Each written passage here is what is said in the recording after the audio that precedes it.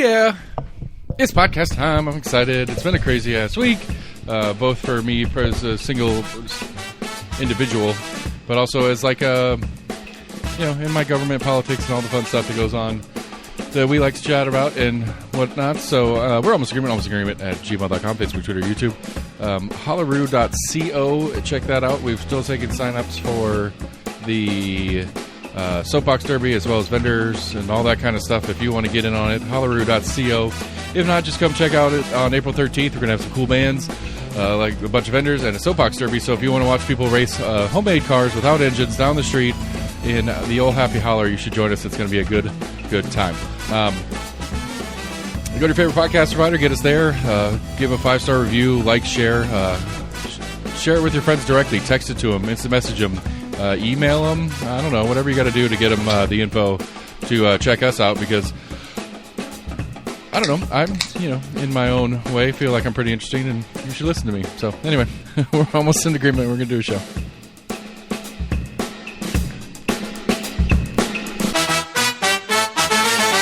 Happy birthday. Hey. How's the things and whatnots? They be. I like they be because it's better than they ain't no more. They ain't. Yeah, I don't know. There's something. I lost it. As hinted, it was an interesting week. I got shared an interesting video of the conservative take on why vouchers suck, which is interesting. And there's Farragut gave a big old fuck you to Mayor Jacobs and all of us Knox County residents that aren't in Farragut, because Farragut's more important than the rest of us, at least in Farragut's mind. And they have the legal ability to act upon that, and they did so. Larson J. and his telephone pole mission didn't really do anything. There's a bunch of different stuff. But I don't know. Where you want to start? What do you got? What's new? What are you thinking about? Oh, nothing cray-cray. Nothing cray-cray? All right. So Farragut gave the big old middle finger to Mayor Jacobs. Do you hear about that at all? Yeah. Okay. Oh, I saw Farragut voted down. I don't know how many people they have as a part of that voting collective. I think it's 5. I think it's the aldermen, right. Alderpersons, whatever it is. I think it's a 5-member body. There's a mayor of Farragut and a 5-member alderman, or maybe it's 4 with 1. It was a 3-2 vote against. So they were damn near split, right? But they vote as a block, I guess. No, let's put a little context on it for the people here. In the growth plan, so back in the 90s, back in Victor Ashe time, when I think this was Rogero. No, 2001 was the last time we had a growth plan change. Okay. Anyway, it was back in the. So when Farragut became its own township, when they incorporated as a township, was a reaction to the city of Knoxville expanding out, and whomever that started the process of incorporating Farragut as a township was doing so in response to the growth of the city of Knoxville proper. They didn't want the high congestion, packing people in thing, whatever that they saw coming, and this was their way to stop it. And somewhere else, maybe in the Rogero administration, there was another plan to adjust the county growth plan, because by law, somewhere in this process, the state came in and said you have to have one. You don't have to update it regularly; you just have to have one. And so when the law came into place in like 2000, city or Knox County put their growth plan in 2001. Then, like somewhere in like 2008 or 2009, there was an attempt to adjust it, which Farragut said no to that too. So it reverted back to its 2001 plan, and now in 2024, there's an attempt to completely overhaul it, which is what Mayor Jacobs was trying to do, and Farragut just said no. I mean, it was unanimous in the city, I think, because so by rule, the way it works on the state law level part of it is that any incorporated municipality within the county has to agree to the growth plan changes, which seems reasonable, I think, on the surface. But when you get down into it, it seems kind of stupid, because essentially in Mayor Jacobs' growth plan, all he was doing in growth plan was changing the unincorporated parts of Knox County. So Farragut proper, that's actually the township wherever their actual borders are. City of Knoxville, he didn't touch it. And so it's literally, hey, we want to plan what we're doing with our part of this area. You guys have your own thing. You guys have your own thing. But I want to get this plan in place so we can manage the growth better outside of you guys. You guys, it's not going to, this doesn't affect you directly. Right. Now, to be fair, it does, it certainly indirectly, if they, they allow more houses per acre or whatever in Hardin Valley, which isn't far from Farragut, which means all the Farragut business and stuff like that, the traffic will go into Farragut, and Farragut will have to deal with it. But, I don't know. That's not really... Farragut doesn't have the right to do...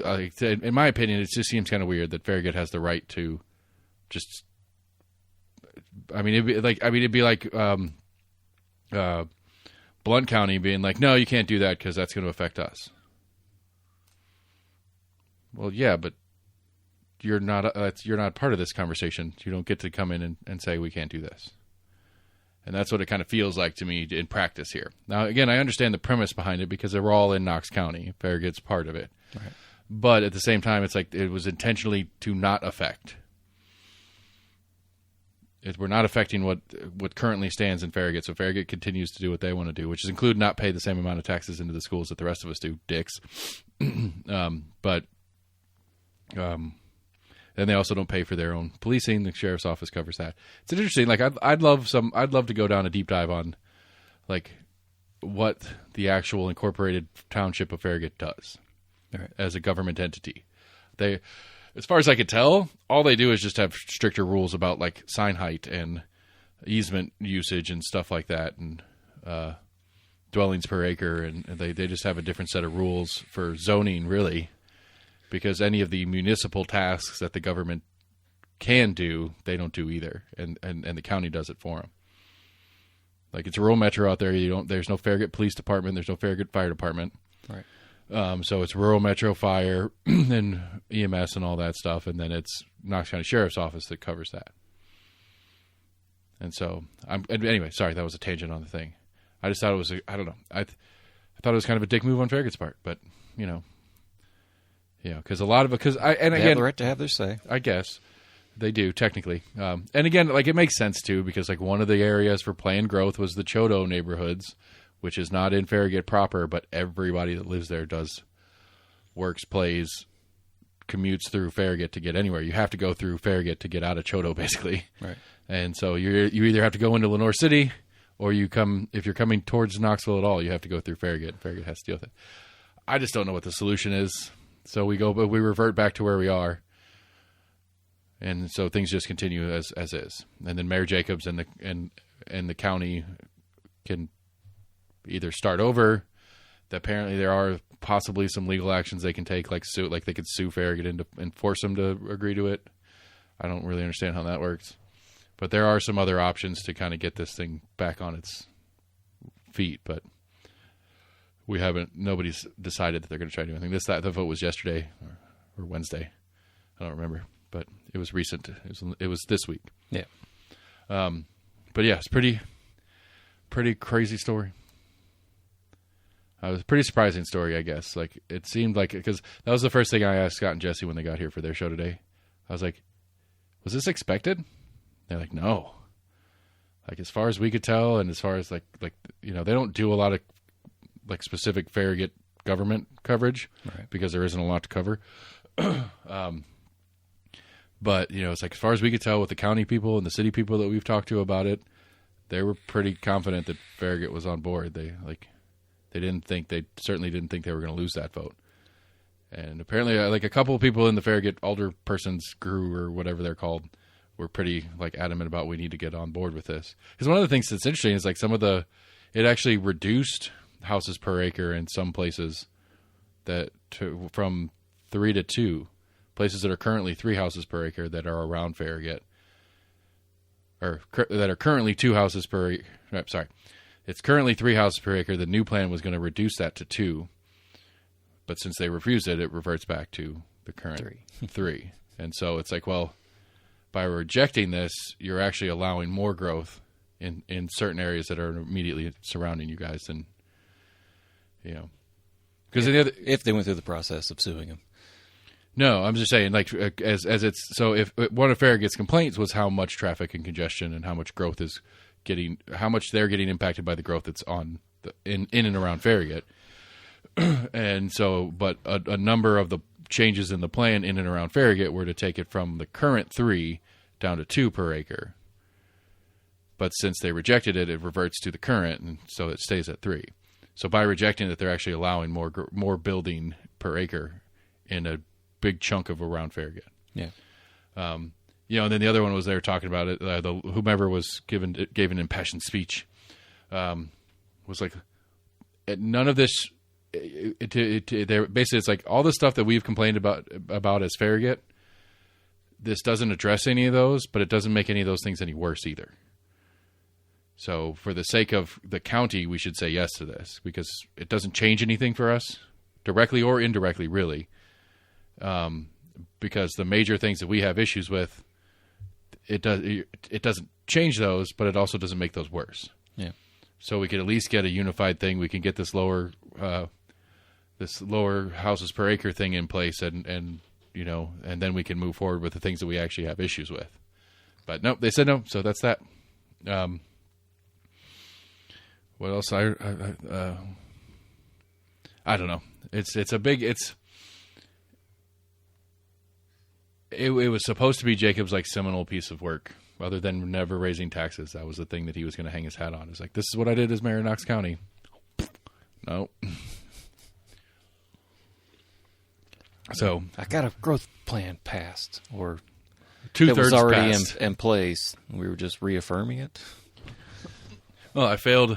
I failed to do my update to the growth plan. Yeah. Because was he really going to try to hang his hat on that? I don't know. What do you hang your hat on as a county mayor? Not raising taxes, which he can. I don't know. It just kind of seems like a small thing to try to be like, that's my legacy. I mean, like, did you come up with it? No. I helped sign off on continuing it. I mean, I don't know, because like if Yay he's me. All right, so the assumption is that he's going to run for governor in 2 years. And so to run in running for governor, I could see him saying, as the mayor of Knox County, I oversaw an overhauling of the growth plan to help manage all these new Tennesseans coming into Knox County During the height of the housing crisis. Yeah, exactly. Like you play that up and you say, this got more growth into Knox County, but managed growth so it didn't overwhelm the different neighborhoods and communities. We kept what was special about Knox County, but still allowed more people to move in comfortably and blah blah blah blah blah. And when I, as governor, I can take that to the state level and put plans in place to help the state of Tennessee manage all these new incoming people, because Tennessee's the best state and everybody wants to live here. And whether we like it or not, they're going to come, so we have to manage how they get here, and that's what I did in Knoxville, and that's what I'll do for the state of Tennessee. I mean, that's a really, like, a better speechwriter than me would put that together a little more eloquently than that, but yeah, sure, you could, that'd be a pitch, that'd be a stump speech. Still seems kind of lowball shitty to me. I mean, okay. What do you, like, what's your expectation? He signed off on a growth plan. Did he solve anything? No. I mean, I set the groundwork for something that may or may not happen, or sure. did he accomplish something? But he accomplished not raising taxes, and he accomplished getting this thing passed. We're talking about what he was wanting to hang his hat on. I'm not talking about other shit. No, I'm saying, okay, but this thing, because for the politics' sake, yes, he can count it as a win, because there is no definite answer to it, even if it is a failure or a victory. There is no failure or victory. There's no metrics that makes it a win ever. In 5 years, 10 years down the road, it's not going to be like 3 mayors. Well, again, that's something they're not going to see the results of for at least 5 to 10 years. Sure, but that's politics 101. They all run on farts of the wind. You hang your hat on something you've done. Yes, I did that, and this is why it was a great thing. You have to tell people why it's awesome. They don't understand it because we're stupid. We are. They think we are, at least. Like, the more I'm just glad that you agree with me that yes, it would get people on board with a stupid thing. No, it would be convincing us that this was a good thing because we're stupid, not that this is or isn't a good thing or a stupid thing. Okay, so again, it seems like you agree with me, and they're convincing people that it was a great thing. Sure. Which would imply that it was not a good thing to begin with. I mean, not necessarily a bad thing, but you can't. Well, because there is no metrics for good or bad. You just have to tell people it was good, and they're stupid, and they'll believe you. Yeah. Because okay. So that in the smoothest of transition that rolls into the next thing, state level, they're trying to. There's a bill running through that looks like it's going to get through in the state of Tennessee that all social media platforms will require age verification, and if you are a minor, the platforms will have to put some sort of permission thing in place where you are linked to a parent account, and the parent can give you permission to use the platform. Okay, what was the transition in that? That's because we're stupid. Oh, okay. We're too stupid. Because I'm sitting here and I feel bad because I interrupted their show. Go listen to Compass Points podcast, and then you can yell when I chimed in because I didn't need to chime in, because I'm sitting here and I'm listening to them talk about it, and they're explaining how it's going to work and whatever. And and it's like raise your hand it's here. all sometimes I do. I don't know if I did today or not. But it's all under this like parents' rights, parents' protection, giving parents the ability to protect their kids or whatever. It's like, then don't give them a fucking phone. Don't give them internet. Don't put them online. If you don't want them going to TikTok or whatever, don't give them the thing that gets them there. It's not as simple as that, but I mean, I get your point. But it's like it is that simple. It actually is. If you care that much, it is very easy as a parent to keep your kids from getting into that shit. I mean, the whole kind of premise of it's calling it keeping up with the Joneses, basically. That. Well, then, but you're setting up your kid up for it. It's a societal thing, but. I agree, it's bullshit, but at the same time, kids perceive and judge each other off of what you have and don't have. Sure, fine. Of course they do, but it doesn't matter if that's your stance and how you parent your child, then you are going to let them on TikTok and Facebook anyway. Well, I mean, you're not going to be like, when your kids were growing up, like whatever the fucking new like toy fad was, like, did you deny your kid every time that? They said, like, oh, I want to get this thing because that's, like, the coolest toy that all my friends have. When the new Lego set came out, I didn't give it to them and not let them build it. When the new Lego set came out that they really wanted and they thought it was awesome, I gave it to them and I let them build it. I let them use the toy. You're not going to get your kid a cell phone and not expect him to use it for what kids use cell phones for. Fucking Lego set. But I'm agreeing with your point. It sounds like you were disagreeing with me, that you were being very cynical and like, no, I bought them the Lego set and I didn't let them put it together. Look, okay, I'm talking about like just the newest fad of like the newest gaming console, the newest Tamagotchi toy, like the way back to our days. But I'm not going to buy my kid a fucking PlayStation 5 or whatever we're on now and not let him play the games on it. Right. I'm buying that PlayStation 5 knowing that he's going to then access the things that PlayStation 5 has. If I am so adamant that my kid doesn't play Grand Theft Auto, I'm not going to get him the game system that runs Grand Theft Auto. Now they all do it, so it doesn't really matter. But that's just the example I was working on. I'm not going to get it for him. So in your example, I'm sure there's some games that you would not allow your children to play, even at the age that they're at now, correct? Or no? No, I mean, you can play whatever. I don't have any. They haven't asked for anything that I've had any concern with. Gotcha. Like, we own Grand Theft Auto's, like, anniversary. Like, it's all 6 of them or whatever. And on, like, 2 of the little, like, the Nintendo Switch, that's they're that, like, micro cards or whatever. There's, like, 2 versions of Grand Theft Auto on each of them. And there's like 3 of these that have them all in there. Anyway. No, I think it's stupid. If you're a parent that cares that much about your kids getting on and using social media and the other platforms for the detrimental purposes that they can do to kids, and I'm not going to even disagree that it could be bad for kids, at least psyches, if not physical development, for how much they're addicted to these things. I agree with that 100%. But if as a parent you're not willing just to take the thing from them that they use the device that they use the platform with, then what does this solve with this thing? So you're going to let them get the phone, and then they're going to try to log in. Not that they're not going to figure out how to beat the age verification thing anyway, because I catch my kids on porn all the time because we have Apple stuff. It's been there's been a couple times where I don't have the screen up because we're watching basketball in the background, but on the little bottom bar of my Apple, if I'm on a website on my phone or anybody else is on a website on their phone, it'll pop up in the corner with a little icon that says Like basically, it's supposed to be like a ease of use thing. So like I'm looking at a website on my phone, I sit down at my computer, I can pull it up on my computer, but it's everybody's phone. And so there's been a couple times I've clicked on that and some porn site pops up. I'm like, okay. Anyway, that was disc. That was an aside. I understand that my kid looks at porn. Right. Oh my god! But to me, that's it's. I don't know what it is. Like it doesn't like none of it makes sense. It doesn't make fucking sense. Age verification doesn't make sense. In the same reason that drug restriction doesn't make sense to me.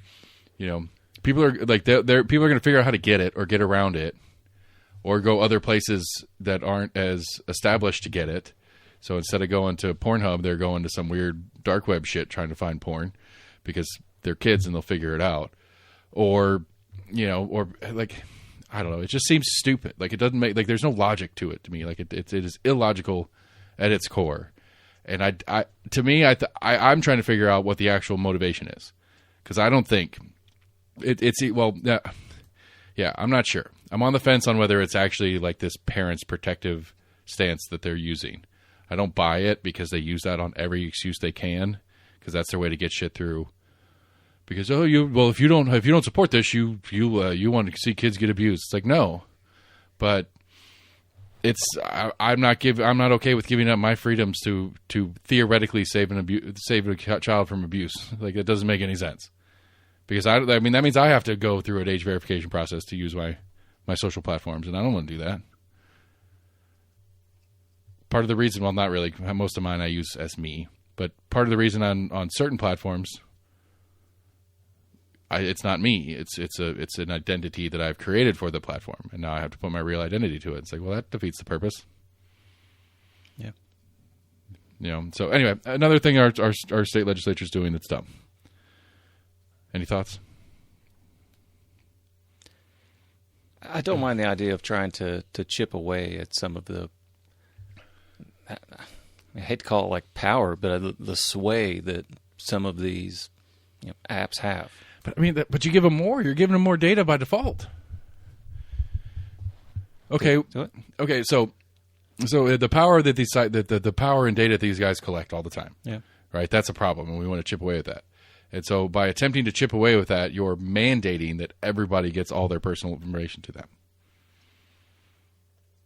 Okay, we might get the kids off, but all the adults now have they now get a full data card on all the adults, not just their whatever name and email they get put in.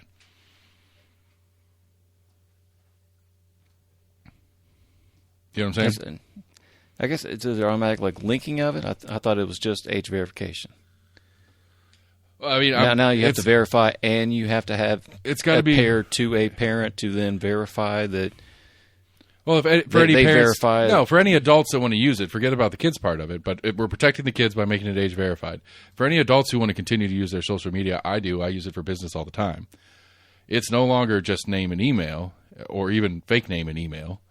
It's that fake name and email now has to have some age verification to go with it. Now, how they're going to go about specifically doing that, I don't know. We'll see how they write that into the law. Is it going to be something as stupid as you put your birth date in with nothing else? Okay, then I'm okay with it because that's just dumb. Because that is not really age verification because you just put your birthday in 1995 and you're old enough. Right. You know, and so my kid puts his birthday in plus 6 years and he's 18 and so he can be on there. Like, that's not really age verification. So if that's the method, then I guess I don't care. But I'm assuming that it's going to be a little bit more intense than just to check the box that you say you're 18. How so? What do you mean, how so? I mean, I don't. I'm not technologically savvy, but how do you think they're going to verify it? I don't know. It depends on the way they write the law. They write the law that says you, as Facebook, have to make sure that these kids aren't that under 18 is not on here without parental consent. I mean, I'm assuming they're going to do just like most other major websites that you go to and want to buy something. You have to be 18. That's just a fucking drop down menu. It's like, are you over 18 to be here? Please put your birthday in. Okay. Well, it depends on. I mean, it checks the boxes. It depends how it's written, because if the state of Tennessee writes it in there and there's some teeth behind it, that there's a fine or possible civil liability for failing to do this, I think that if you're Facebook or whomever, you're going to probably try a little harder than that little checkbox. I mean, I don't know what other way that you have to prove something to the internet that you are of a certain age. I mean, I've had some I've had some vendors of ours that for wholesaling tobacco, nicotine products, for wholesaling, I'm required to, they have a copy of my ID. Yeah. That they won't open my account to their online wholesale store until they have a copy of my ID and my sales license and some other shit. I mean, you're buying that shit in bulk. Okay. That is their method to make sure that I'm of age. Right. I mean, that A, I don't have to pay sales tax, but B, that I'm of age. So, I don't know that it does. Facebook gets a photocopy of my ID. I'm not okay with that. I went on a fucking rant a couple weeks ago. I don't like the federal government has a copy of my photo ID. Not that they couldn't get it if they wanted it anyway. They could just ask the DMV for it. Say the DMV has it. That is the federal government. No, the DMV is a state entity. At the federal level. Is it a county level? No, it's state. Yes, a state. So how is it not federal? Because it's not federal. It's a state entity that issues driver's license and other items. The DMV is a department of the county clerk's office. It's a division of the county clerk's office that runs through state law. That's why different states have different ages for driving. State level things were essentially still considered federal. I mean, I'm sure that there's some supremacy agreement thing where the federal government can just ask the state of Tennessee for stuff and get it without a warrant or a subpoena or anything. But functionally, it's, you don't, I guess there theoretically might be a federal driver's license of sorts or a federal ID. I mean, that's what a passport is. A passport's a federal ID. Yeah. But a state issued ID, my Tennessee driver's license, is a Tennessee thing. Random tangent. Alas, I don't see how this functionally works for anybody at all. And to where the transition was, it's because we're stupid. We're too stupid to raise our own kids. And why should it, okay, so that's the other part of it. It's like, okay, so I'm good with it. Like, I've spent plenty of time talking to my kids about internet and, the importance of being careful on the internet and don't tell anybody your real name or at least your real last name, whatever just like we've gone through a bunch of different shit. It's like, I trust my kids to be online. I don't want to go through this. Period. Why do I have to go through this? Because other parents suck. Okay, that's fucking shitty. That's stupid. Why do I have to do extra things because other people suck? It's fucking uninsured driver's insurance. It's the stupidest shit ever. I understand why it exists, but it's fucking bullshit. You inconvenience the people that actually go through the process of trying to do shit right for all the people that don't. Or, actually, more importantly, in the conversation here, really what this is that the state thinks they're better parents than we are. They think they do. You're right. There's no other way to why? Why can't we just do it ourselves? Why can't I as a parent can do this? I don't need the state to mandate some company to do a thing. I as a parent can do this. You as a parent can do this. Anybody as a parent can be like, you're not allowed to be on TikTok on your phone. Yeah. And then you take TikTok off their phone. You make it so they can't get on TikTok on their phone. You are capable of doing that as the parent. Yeah. Why do you need the state to do it for you? Am I wrong? I wouldn't say I agree with you, but... Okay, then disagree with me because I don't understand. I just see it just more of just kind of blowing it out of proportion and just kind of making a mountain out of a molehill. I don't know. I don't see this as a huge inconvenience of just You're right. State overreach. You're right. This one individual one isn't. But how many times have I gone on this rant on this show? How many different versions of this? I've got to do shit because other people suck. Rant. This isn't the first time I've done this rant. This isn't the first time I've been that they think we're dumb and they treat us like we're dumb and they think they're better parents or they think they're better X or they think they're better Y than I am. And so they're going to make the decisions for me. Right? I've made that rant 1,000 times. So you're right. This one isn't that big a deal just by itself. But it's a pattern of. And, okay, one time it's fine. What's the law on hitting kids? Do you know what the law is on hitting kids? I know what it used to be. I don't know if it's still that. It's still the same. I don't know the specifics now. I know that we still have counties that school administrators can discipline your child. I know you've talked about that one, which I think is bullshit. That's on the same realm of thinking. That says I'm gonna let my principal hit your kid because you're not hitting your kid at home because your kid needs to get hit because we know better than you do as the parent. It's the same principle. Anyway, principle. Fuck, I lost my train of thought on my stupid joke. Fuck. Anyway, it's the pattern of that they're smarter than I am as a parent. They're smarter than I am as an individual. That's the thing that you're right. This one individual one, in and of itself, is not that big a deal, but it's continuous over and over again. They know how a woman should handle her pregnancy more than a woman knows how to handle her own pregnancy. That's a big issue right now. And I got into a long argument with one of the people I work with about it because they kept insisting that it was a sexist thing. And it's like, no, it's not a sexist thing. They think you're dumb and that you're not capable of making the right decision, so they're going to make it for you. That's why you can't get an abortion at will, because they think you're too stupid to make that decision yourself. No. It's absolutely. You think that's why they've outlawed abortion, because they think people are stupid? Yes. Seriously, that is your take on the banning of abortion. Mm-hmm. It's my take on a lot of laws. I mean, anything to back that up? Have there any lawmakers that have talked about we want to ban abortion? I know they're not going to come right out and say that we think you're stupid, but do you think that's the underlying tone? Yeah. Or do you think there's more to do with it? Or my God is more important than your freedoms, or whatever you want to say. If you want to make it a religious so which aspect. one is it more? Well, to my main point in that, in this particular argument, it has nothing to do with her gender. Her take on it was that it was because it's men controlling women. It's like, no, it's government controlling people.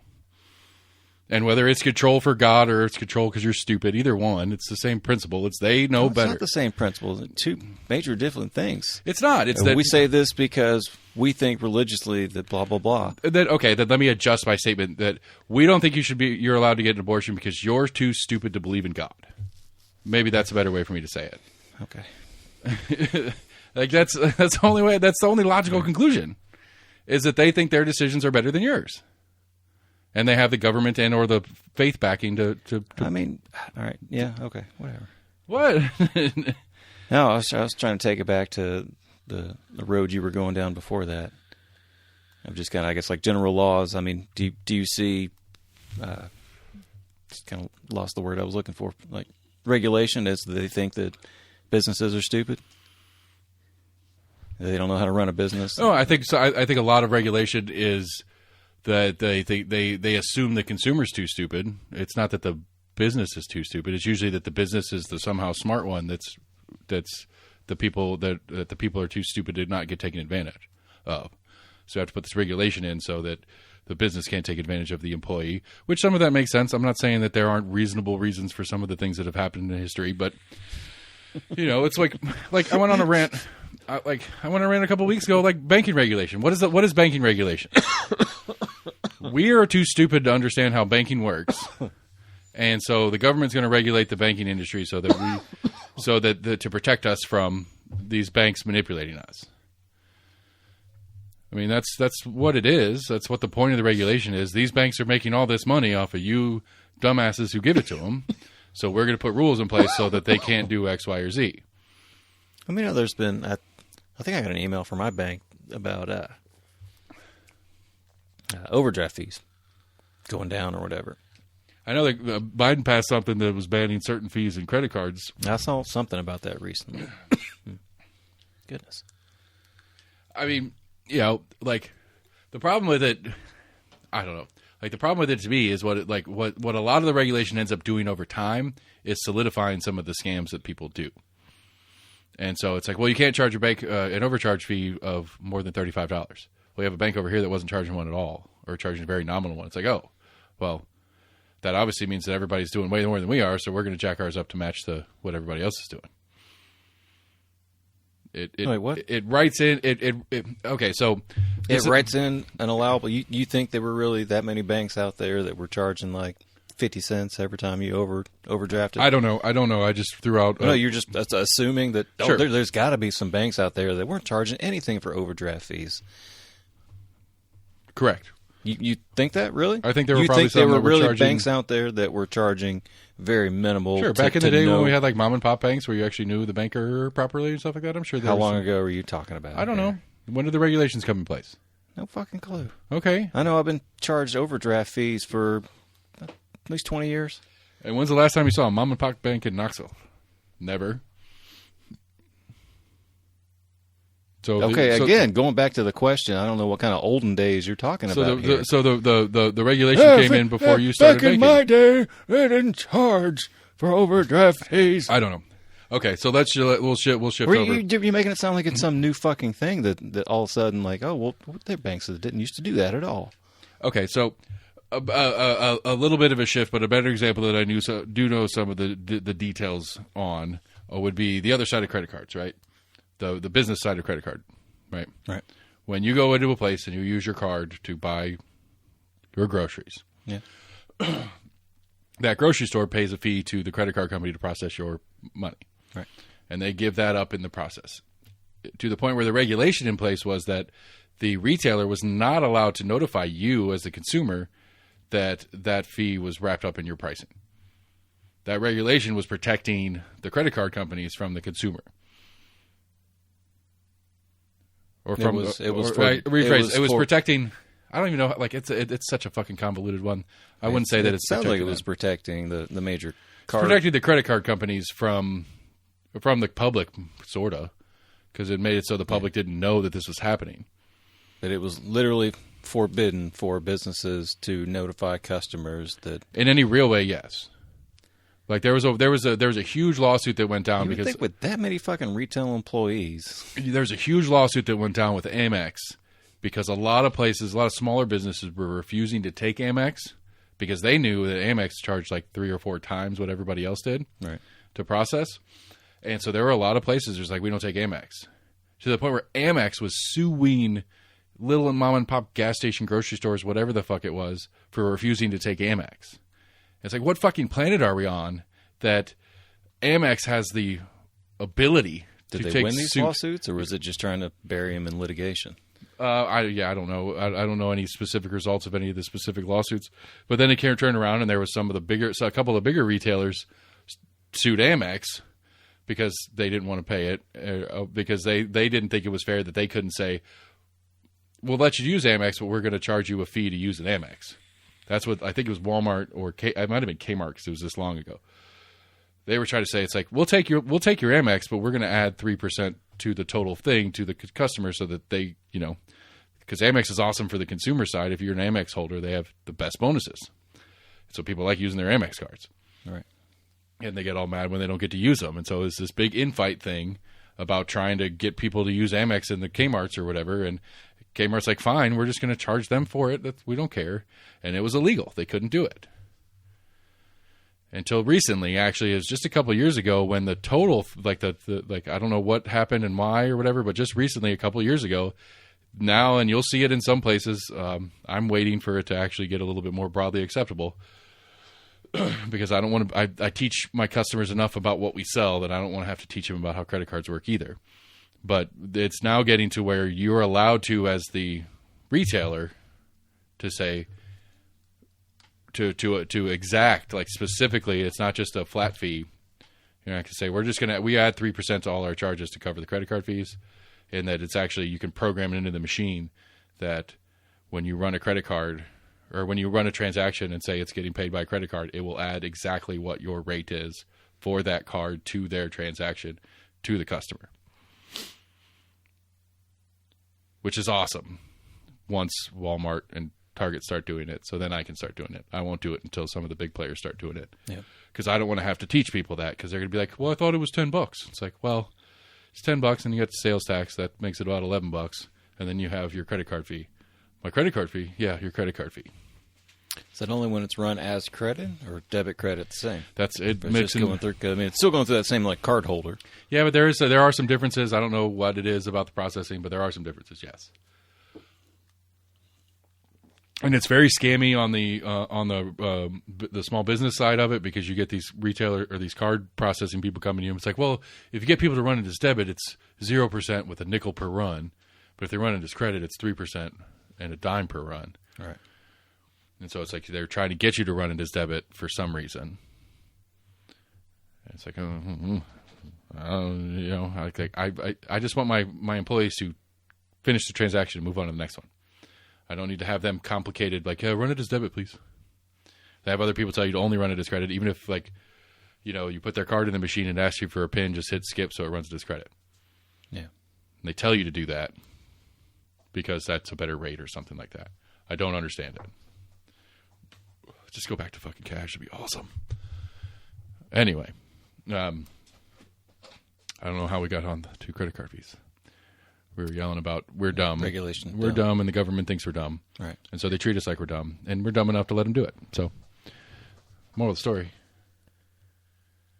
No? Do you not like? No, I don't see your sentiment. I'm sorry, I can't agree with it. Okay.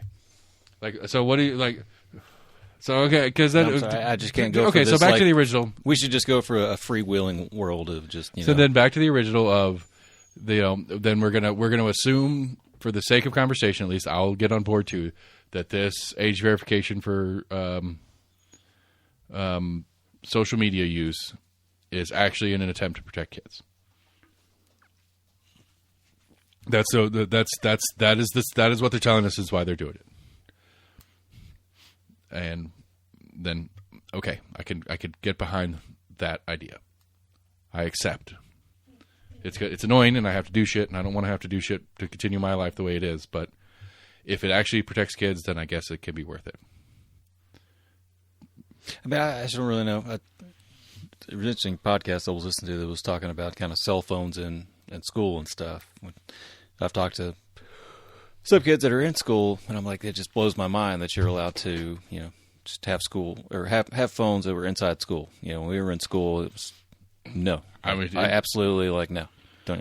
My kids aren't allowed to. Like they're allowed to have them, and if they're given permission by the teacher for a period of time, like they have nothing to do for we finished our lesson for the day. You got 5 minutes class test. You can get on your phones. They're not allowed to be on them in the hallways. They're not allowed to have their phones out at all. I think at least in high school, you're allowed to use them between classes. But I mean, it's pretty obvious that a lot of kids are able to just use them during class, kind of willy-nilly. Right. I mean, you've got smart watches that are real easy. I remember talking to one of my kids once, and I was like, "What the hell?" I was like, "Oh shit, I'm sorry, I forgot you're in school." And they were like, "No." I'm like, "Wait." And he's like, "No." Like he was like texting me back like on his fucking watch, some Dick Tracy shit. And I was like, "What? All right, I'm not gonna talk to you right now." You're supposed to be in school. I'm not gonna encourage this. But it's one of those things that you can't really outlaw. Then it becomes this kind of sneaky thing. But if we could get to the point where we could just encourage people and have it be just a social norm, because they also talked about that, just kind of the societal thing of being a teenager and having a phone, and sure. Not necessarily just having the newest phone, but parents just having a phone or having that app and interacting with your friends on a certain app. Right. That's like you can't everything that goes along with it. Right. Even normal, quote unquote normal, like in school social life still exists on the phone. Like it doesn't exist without the phone. Maybe that's what I was trying to say. Right. Like you can be in normal social cliques or whatever, and you can hang out and talk to each other in the hallway. But if you're not texting or on Discord or whatever chat, whatever that you guys use for whatever, you're not really in that circle of friends. Right. Because you're going to miss half the conversations. Right. Because they're not going to happen in the hallway. They're going to happen on the whatever. And from a parent perspective, which we're agnostic on it, but I understand it from a parent perspective. It's like, I want him to have it on him. That's my tether. That's my way I know where he is or she is. Right. I might be stuck at work and might not be able there to pick up on time, and they can call me, or I can call them and I can leave a voicemail, or I can leave them a text that says, "Hey, I'm going to be a couple minutes late. Hang out. I'll be there." Whatever. And that's the only way I can do it. And I mean, I get the convenience of it, but I'm like, this wasn't an issue kind of before cell phones. And it's just kind of an issue that's kind of created with the convenience of it. Yeah. But we had to call our parents at their work phone. Sure. I was telling my kids the other day, I don't know if you did this or not. I remember I did, I I had a business card. It might have been one of my dad's business cards or something like that. It was a blank back business card. Right? So it was whatever it was on the front. And then I had sat there with a pen and as neat as I could write, be like, Sam, and your number. And then Bill and his number. Like right. I had a little business card that I had everybody's phone number on it. My mom's number, my mom's work number, my dad's work number, all my friends. If I was, I mean, hell, I might have been, McDonald's when we were working at that McDonald's phone number when I needed to call there. But I had all of those written on a little card that I left in my wallet. And I wrote them all on there, and then I put took packing tape and wrapped it. So I ghetto laminated that bitch. I mean, I probably had good 8 to 10 numbers that I could remember, like back in the day. Yeah, I mean, I can still remember a couple. I'll leave this is a Milwaukee phone number, but 681-1219 was my best friend in Wisconsin's phone number. Yeah, they probably still have the same area code. It's not this area code. They do, if you can figure it out. You mentioned the city. Sure. Well, I didn't. Narrow it down. I mentioned a nearby city. Oh. I mentioned the major municipality nearby where I live. Touche. Which is not the same area code as that one. His parents might still live there. I don't know. Yeah. Might still get their phone number for them. I think a lot of people don't have house phones anymore. Yeah. Yeah. We talked about it, whether we were going to do one here or not, and it was just like it's like $15 a line or whatever through your whatever provider you got, and it's like, well, on the family plan, like on our plan, we have 12 phones on our phone plan, on our cell phone plan, and it's like $15-20 a phone because we have so many phones piled together. Because it's me and Max and all of our extensions, right? And so like I've got 6 numbers and he's got 5 right now. Maybe 6. He might have 6. I don't remember if Zeke. That bundle plan. It saves money. Yeah, it does. But it's like, his mom is on our plan. He is. His wife is. His 2 of his kids are, and his mom is. I think. I don't remember. I'd have to check. I could look it up. I could pull up the plan right now if I wanted to. But yeah, it's kind of cool too because like when you have all that, you just like if you want a new phone, if you break your phone or whatever, somebody has got a free upgrade, and you just steal their free upgrade to your line, and it doesn't matter. Well, I think I figured out that the whole free upgrade thing, or at least I went in to talk about it. I was like, I got a free upgrade. Pretty sure that just meant that phone has now been paid off. Right. If you were financing that phone. You don't have to pay for the new phone. As a part of that plan, right. Yeah. You don't have to pay for the new phone. So you're eligible for a free upgrade. Or you don't have to pay off the old phone for the new phone. And depending on because you've paid it off. Right. You own exactly. your phone. You don't have to pay it off because you. It's this fake incentivization, like, hey. Well, and depending on how old your trade-in is, you can actually get. They'll actually it's almost like in the used car game. Like there's a little bit like you have like a 10 and you're upgrading to a 12. Like they might give you $100 for the 10. Yeah. Off of the 12 or whatever. But I mean, realistically, they whatever. It's madness. I thought like a free upgrade was like, I get like some kind of like free phone. That's what it used to be when we had the old Nokia bricks and stuff. True. With that T9 texting, I9 texting. What was it? What's it called? 10 key. Yeah. Well, no, 10 key is a keyboard, but it was predictive texting. Is like because if you wanted to write something, if it's a 3-letter word, you just hit the number that had those 3 letters on it. Right. It would guess which word you were trying to write by those combination of numbers. It was like I never. I think it was that fancy. Like it was like T9. I didn't have predictive texting. I had to where like I knew. I mean, you kind of figuring like knows like where they are, and you kind of memorize that. The number 2 was ABC, so you wanted to be, you hit that number 2 twice. Yeah. It was a little bit easier to text and drive at that point. Because you actually get to feel the buttons, too, so you didn't know if you were hitting anything or nothing or whatever. Sure. The state has done this is so funny. So they closed Lakeshore like a decade ago, and the only mental hospital in East Tennessee is now in Chattanooga. It's been pretty obvious for a decade that we need a new state-run mental hospital because the one that we had was shut down, and we have a bunch of crazy people that need somewhere to be. And it's significantly costly to ship them down to Chattanooga as needed, and then ship them back when they go through their treatment or whatever the different protocols are. And so Becky Massey and Senator Briggs and a couple other people came to town, did a presser. We have finished our lengthy study, and yes, we do need a new mental hospital in East Tennessee. Glad they figured it out. Yep, good job, everybody. Let's put 2 and 3 together. And so but basically, I guess it's one of those, I kind of get it too. It's like one of those formulaic things that you have to do this part. And so now that this part is done, then Massey or Briggs or one of the House reps can introduce a bill for a funding issue. And this makes it, when it goes through the process, they don't have to argue of necessity. They already have that part. We've officially noticed that we need this. We spent $500,000 on figuring out something we already knew, but we have written proof that we need the thing that we already knew we needed. So now will you fund us the $100 million or whatever it is to build the thing that we need to build? Yeah. It's official. We think we need this. Right.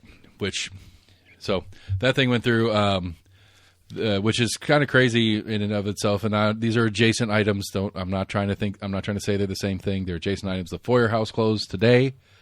The Foyer House was the only it was basically the no rules homeless shelter. Okay, I didn't hear about that. I thought it was like the VM something. Might be thinking of a different. There was one here in town. Yeah, they just they call it the Foyer House, but I don't know what it's like. It lost funding with some program. Right, and so that by the end of the month they were going to have to stop. Right, and they were trying to get. So the city was trying to find another organization to take it over. Yeah, and couldn't find anybody because it's dumbass expensive. It's hard to do. I mean, I don't know how much you'd have to pay me to do the overnight shift at a no rules homeless shelter. Right.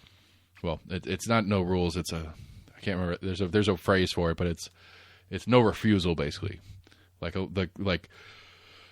think they only had like 30 to 40 beds. Yeah, but still, I mean, 30 to 40 individuals who are allowed to bring their pets with them. They can come in high or drunk. You can't refuse them. All the other houses have refused them for being high or drunk. Was it straight up no refusal? Yeah, like that was like, and a good chunk of its funding thing was like, I don't like whether it was HUD or something like that. Part of their grant for funding it was that it was a no refusal house, and so like I don't know, you'd have to pay me a whole lot of money, right, to work the overnight shift there. Yeah, I knew somebody that was working kind of security at, let's say it was like Carm maybe. But yeah, that was kind of like one of their main things was, they were out there kind of on the front door making sure people weren't coming in really fucked up or bringing drugs into the place. And Carm, and they were like, hey, sorry, I can't let you in. You're obviously very intoxicated right now. Right. And the other thing about this one is you couldn't have stipulation. Like Carm requires some Bible study parts of things, and they require what? Yeah. Fucking A. Because it's part of they're funded by the churches or whatever. Sorry. Did you pray for food tonight? Okay, go to hell. I mean, I guess. I mean, I don't know exactly how it works, but they're required to do some Bible studies or something like that as part of the deal for having a bed that night. Yeah. And so again, the Foyer House had no option. That was not allowed for them. They couldn't have stipulation. Right. And so again, like I said, it's adjacent to. There's probably some people that were staying in the Foyer House could probably get in this mental hospital when they get it here. And that would be helpful. Like there's a guy down in the holler that he's been through every version of any sort of group or help or anything like that that's out there. He's been through it. Fish Pantry is just around the corner. All right. Let me start this off with a big allegedly hearsay, whatever caveat I need to put on this because I did not hear the story directly from the individual. But basically this dude is a full-on hoarder. And so Fish Pantry is around the corner. They do food and stuff like that, but as part of their thing, they're a faith-based whatever. But as part of their thing, they have an apartment that's around down there somewhere, or a tiny house or something like that. And as needed, they'll let people stay there.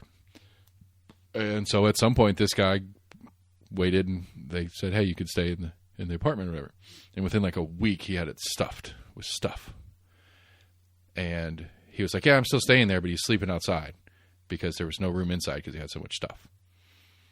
And then like around in the yard area of this house or building, whatever it was, more of his stuff starts piling up, and he's sleeping in his stuff out in the pile in the yard. So he's still outside even though he had a place because he can't stop collecting stuff for whatever reason. And so periodically he'll get picked up for X, Y, or Z, and they'll send him down to Chattanooga, and they'll go through a rehab and treatment and whatever it is that they do in Chattanooga for like 2 or 3 weeks.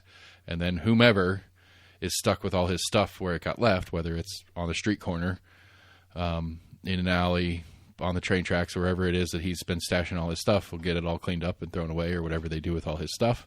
And then he'll come back and just start collecting more stuff.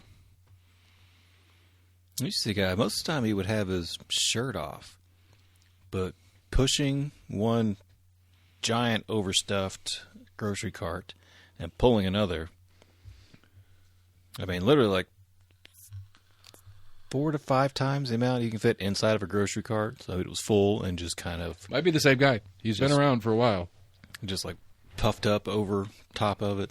But I almost always see him going across the Gay Street Bridge, going into like South Knoxville. Yeah, I don't know. Where he was coming from, I'm not sure. And I just kind of wondered, and I'm like, does he push this around like all day? Or is this stuff he's gotten throughout the day? Oh, that's a good question. It'd be interesting. It's such a, like, I don't know. It's such a crazy... I mean, it's not uncommon for homeless to use a shopping cart as something like it's on wheels. It's their pack, right. That's all they have all their stuff. Right. That's why you got to have a quarter to steal one from Aldi. Yeah. Which I experienced that for the first time the other day. Really? Yeah. I didn't know how it worked. And so I was really confused. And so I shoved the quarter in there. And I was like, okay, I get this. And it's kind of mean because it's like, here's your quarter. You can see it. Can't have it back. Not until you plug me into the other one. I mean, I saw that in Germany back in 2000. Yeah. I mean, at an actual Aldi, actually. I have no... Like, I didn't, it was just an interesting... Like, it's the first time I experienced it. It wasn't that big a deal. I mean, I see it more just encouraging people to, like, bring their cart back because you get it back when you bring it back, right? Yeah. Yeah. Because basically what you're doing is that, like, it shoves it's like a seatbelt. Yeah. It's like a continuous seatbelt system. And so when you plug it, like, when the seatbelt is connected to the next one that locks the 2 carts together, when you shove your quarter in, it releases the seatbelt. And that's how you get your cart out, and your quarter holds it open. But you can't pull your quarter back out. It grabs your quarter. And then when you put the seatbelt back in, it pops the quarter out. That's just them treating us like we're stupid. I mean, that's private industry. They can do whatever they want. Cool. That's them securing their own property. Because they let us use their shopping carts as a convenience. And in return, they would like us to return them and not steal them. Because I'm sure they are worth more than a quarter. A little bit. My favorite's like Kroger's now. Almost all the Krogers have it now, where they have the RFID in the wheel. I've heard about this. And there's a line in the parking lot. Once you get past the line in the parking lot, one or two of the wheels will lock up. Yeah. But I mean, a quarter's worth it. If I needed a shopping cart because I needed to push all my shit around town, I would. You could probably find a quarter on the ground and get it done. Yeah. And just go steal a nice Aldi one. When's like Home Depot and Lowe's going to learn? They leave those like big ones out there, big heavy ones. You could probably get at least like $5 or $10 of scrap metal out of that shit. Sure, shit could. I would think you could. If you can wheel it far enough. The other one that kind of happened this week that was interesting is Dasha Lundy has decided she's going to run for State House against Mr. McKenzie, which is kind of interesting. Yeah, she's going to primary against McKenzie. And so it's interesting because she technically could be running to continue her commissionship. Like she said she's not running for commission a while ago because she was kind of over it. Yeah. It's like, okay, well, you're over being in government, so you're going to bigger government? She's over being government. I don't know. Maybe she was just being overlooked maybe on the county commission. It's going to be worse in the state house. Because, I mean, McKenzie, it's District 13 or whatever it is that McKenzie's in. Whoever the Democrat is probably going to win that seat. And I thought that was 2, maybe. No. And so whatever, so... I think it's District 2 for city, sorry. Yeah. Dasha will sub in for McKenzie as one of 16 Democrats, one of 11 African Americans, and then like one of 30 females. If you want to get into the demographics of what should be overlooked as at the state level, it just seems like a weird transition, or it just seems like an incongruent transition. I'm good with it. I like Dasha. I thought she was cool. I've always enjoyed talking to her.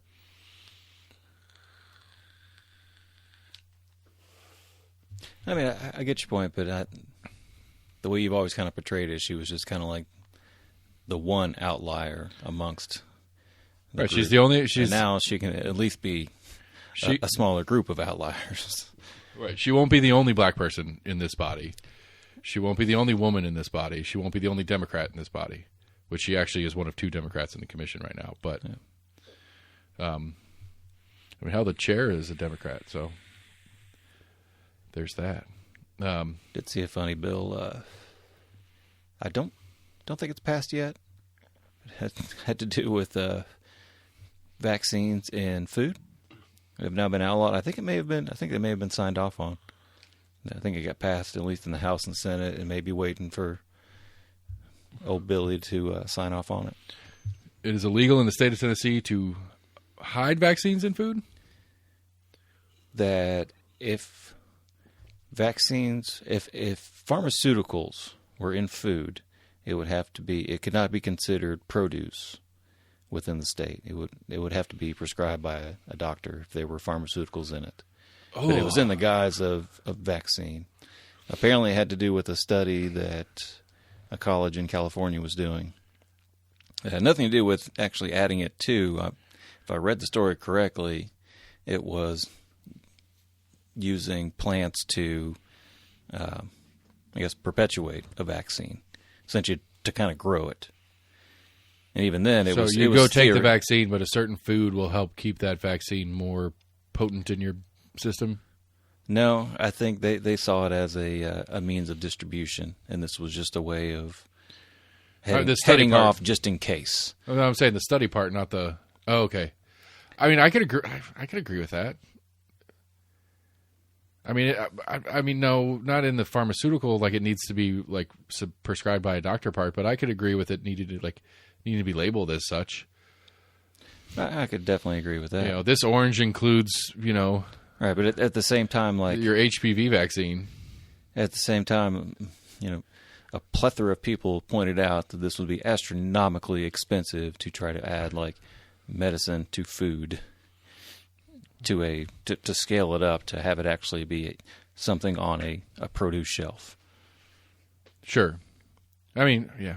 It seemed like it was just kind of another bullshit bill to just add to the fear-mongering of anything. Again, this went back to a theoretical, I guess, like paper or study that was done to whether or not... I could be wrong, but I'm pretty sure it was more of trying to grow the vaccine. Since you have a vaccine, like how do we expand it, basically? Right, but I would assume that part of the hypothesis is... But I don't think it had anything to do with administration of But I would say I would think that the part of the hypothesis is that it would cut down the cost of. But okay, I get what you're saying. It would never be the actual delivery method. It would be replication. We genetically engineer this vaccine into this produce. We grow the shit out of it, and then we distill it out of it in a post-production or like post-harvest. I believe, yeah. Right. We harvest it, and then we produce it into vaccines, shots, right, pills, a way of kind whatever. Of like bulking it up. Okay, that makes. I could have misread it, but it's still. I was like, wait, we made a bill to. Okay, whatever. Yeah, I don't know. It needs to be labeled. Because they did one this year that I was appreciating last week about that the Tennessee defines hunting as conservation forever in perpetuity or whatever, as the hunting is the best method for animal control and conservation in the state of Tennessee, and that was a reactionary something to some other states that were trying to do some shit about different conservation methods, or maybe other states are saying that hunting is not conservation or something like that. I hadn't heard about that one yet. Yeah.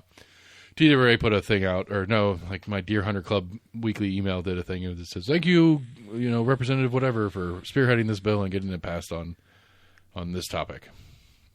And it's like, I mean, I agree with the principle of that. because I do think hunting is a very effective, it's certainly a cost-effective means for the state to control the population of deer and other animals in the state. I mean, it is the most cost-effective way to control the deer herd. I saw they announced some dates. Is turkey hunting just for one day? There's a spring and a fall. I think the spring one, I just saw like a single date, and I'm like, is that just one day? Depends where it is. They have all sorts of weird special ones. I put my elk raffle in already. Because apparently, like, that's one, it's probably not, it's a fairly easy hunt if it's where it is, because those elk are not hunted, so they're not really adverse to humans plopping around. There was at least 2 or 3 stories of people they were trying to track down for illegally harvesting them. Yeah, but apparently, like, if you get the raffle draw on it for the Sunquist or whatever, they give you a sat phone when you're out. They're like, hey, if you harvest one, call us. A, because we want to see it and we want to make sure it's right and all that kind of stuff. But B, we'll help you haul it out. They'll bring the truck or the 4x4 out and help you drag it out. Sweet. Yeah, I'll take that all day, every day. So, fingers crossed. I'd like to pull that one for sure. I'd have to get another freezer, but I'll take that cost. Yeah. That's the utility pole question didn't get answered. That's a funny one. I swear I thought I saw one getting worked on the other day. They're like all right here, especially they're all up and down right here. It's this one actually kind of bothers me. Again, I encourage you guys to listen to the Compass Points podcast or be subscribed to CompassKnox.com. They are much more intelligent and in-depth than what I'm going to be in my version of this. But essentially, Larson's argument is that the number one cause of injuries in automobile accidents are sliding off the road and hitting things on the side of the road. We have thousands of either unused or already damaged telephone poles in Knox County.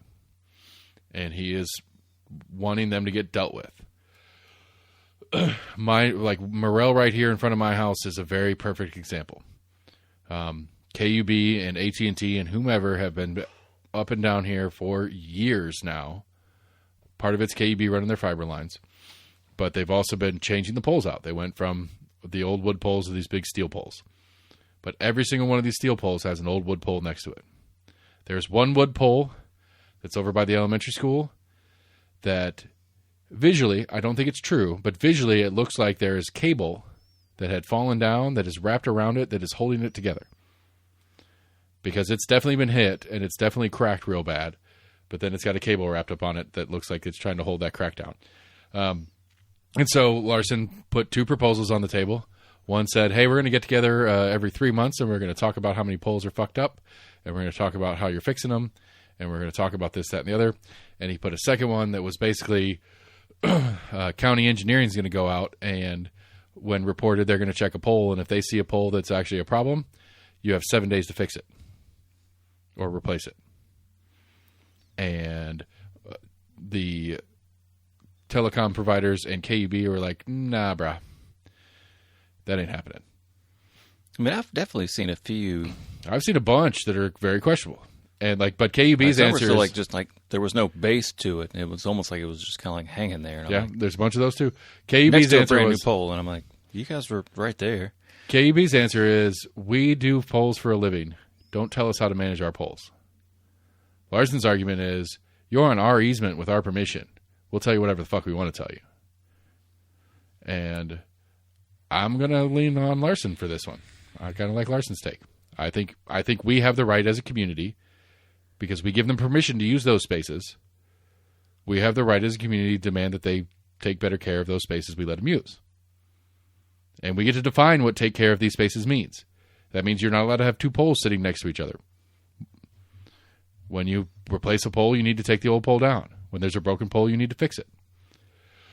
When there's a broken pole, you don't need to put a new one next to it and leave the broken one still up. I mean, there's that one in front of the shop that I'm like, So it looks like it's been run into a number of times. Yeah. It gets like, there's a nice little lean. There's a nice little lean to it.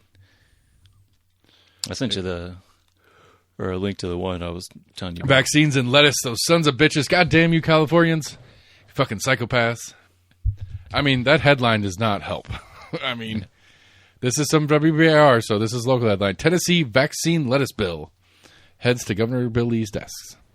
Above that, and what you sent me, I didn't read the article you sent me, but I did hear the story. Connecticut honors University of Idaho's ban for its Yale Madness support. It was something about the band got stuck or couldn't get there, and so Yale's band stayed and hung out and learned their songs, learned their fight song and some other things. And it had to do with spring break. Like spring break had already been planned, then I guess this was the trip or whatever had already been planned that was around spring break, and then I guess I don't know if they just didn't expect Yale to make it into the March Madness tournament. Yeah. I mean, that's the thing. Like, I don't like basketball. I've bitched about basketball as a sport in general, but March Madness is super fun. It's super cool. They're my favorite. My favorite quote. Let me pull this. Let me make sure I quote. I reference correctly. Oakland, the head coach of Oakland in the post game, or I think it was in the post game of the NC State game that they lost. He had questions since Oakland was a super underdog. They beat Kentucky. They were a 14 seed, beat the 3 seed Kentucky. Kentucky is a, continual powerhouse in the basketball conversation year in and year out. And so that was a huge upset and whatever. And the Oakland coach was talking about how they have sold out of all their T-shirts on their online store. And according to whomever that runs the online store, almost all of those sales were in Louisville, Kentucky. And so he's like, if my guess is that next time Louisville plays UK, all the Louisville fans are going to show up with Oakland T-shirts, and that is awesome. Why would they do that? Because Oakland beat Kentucky, and so the next time Louisville plays Kentucky, all the Louisville fans are going to show up in the Oakland shirts to make fun of them for losing to Oakland. Oh, the Louisville. Okay, I got you. Yeah, like Louisville, UK. Okay, gotcha. Yeah, all the Louisville, Kentucky fans. Yeah, the University of Louisville fans bought these Oakland shirts to stick it to the UK fans. Gotcha. And that's awesome. That's just such a good story in college sport. I love it. I read a couple sad stories that came out of it. What's that? I don't know if you saw any of them. What kind of sad stories? I want to say it was a Illinois state rep that put out some picture of, it was like an Allegiant airline of people getting off, and he was like, look, they're flying in illegal immigrants. Oh, that was in Michigan. I heard that Michigan? One. Yeah. Okay. Yeah. Bunch of tall Mexicans. Yeah, I remember. I did see that. I was thinking about tall Mexicans, yeah. Or tall Hondurans, I think it was. It's like they're really tall for Hondurans, but they're flying in these illegals. Yeah. I think it was Detroit. Because one of the tournament. That's right, they were flying into Detroit. Yeah. Okay, yeah. It was like New Mexico State or something like that. Yeah. Politics is dumb. It was Gonzaga. It might have been good. But I don't know where Gonzaga's at. Gonzaga is in... I know this.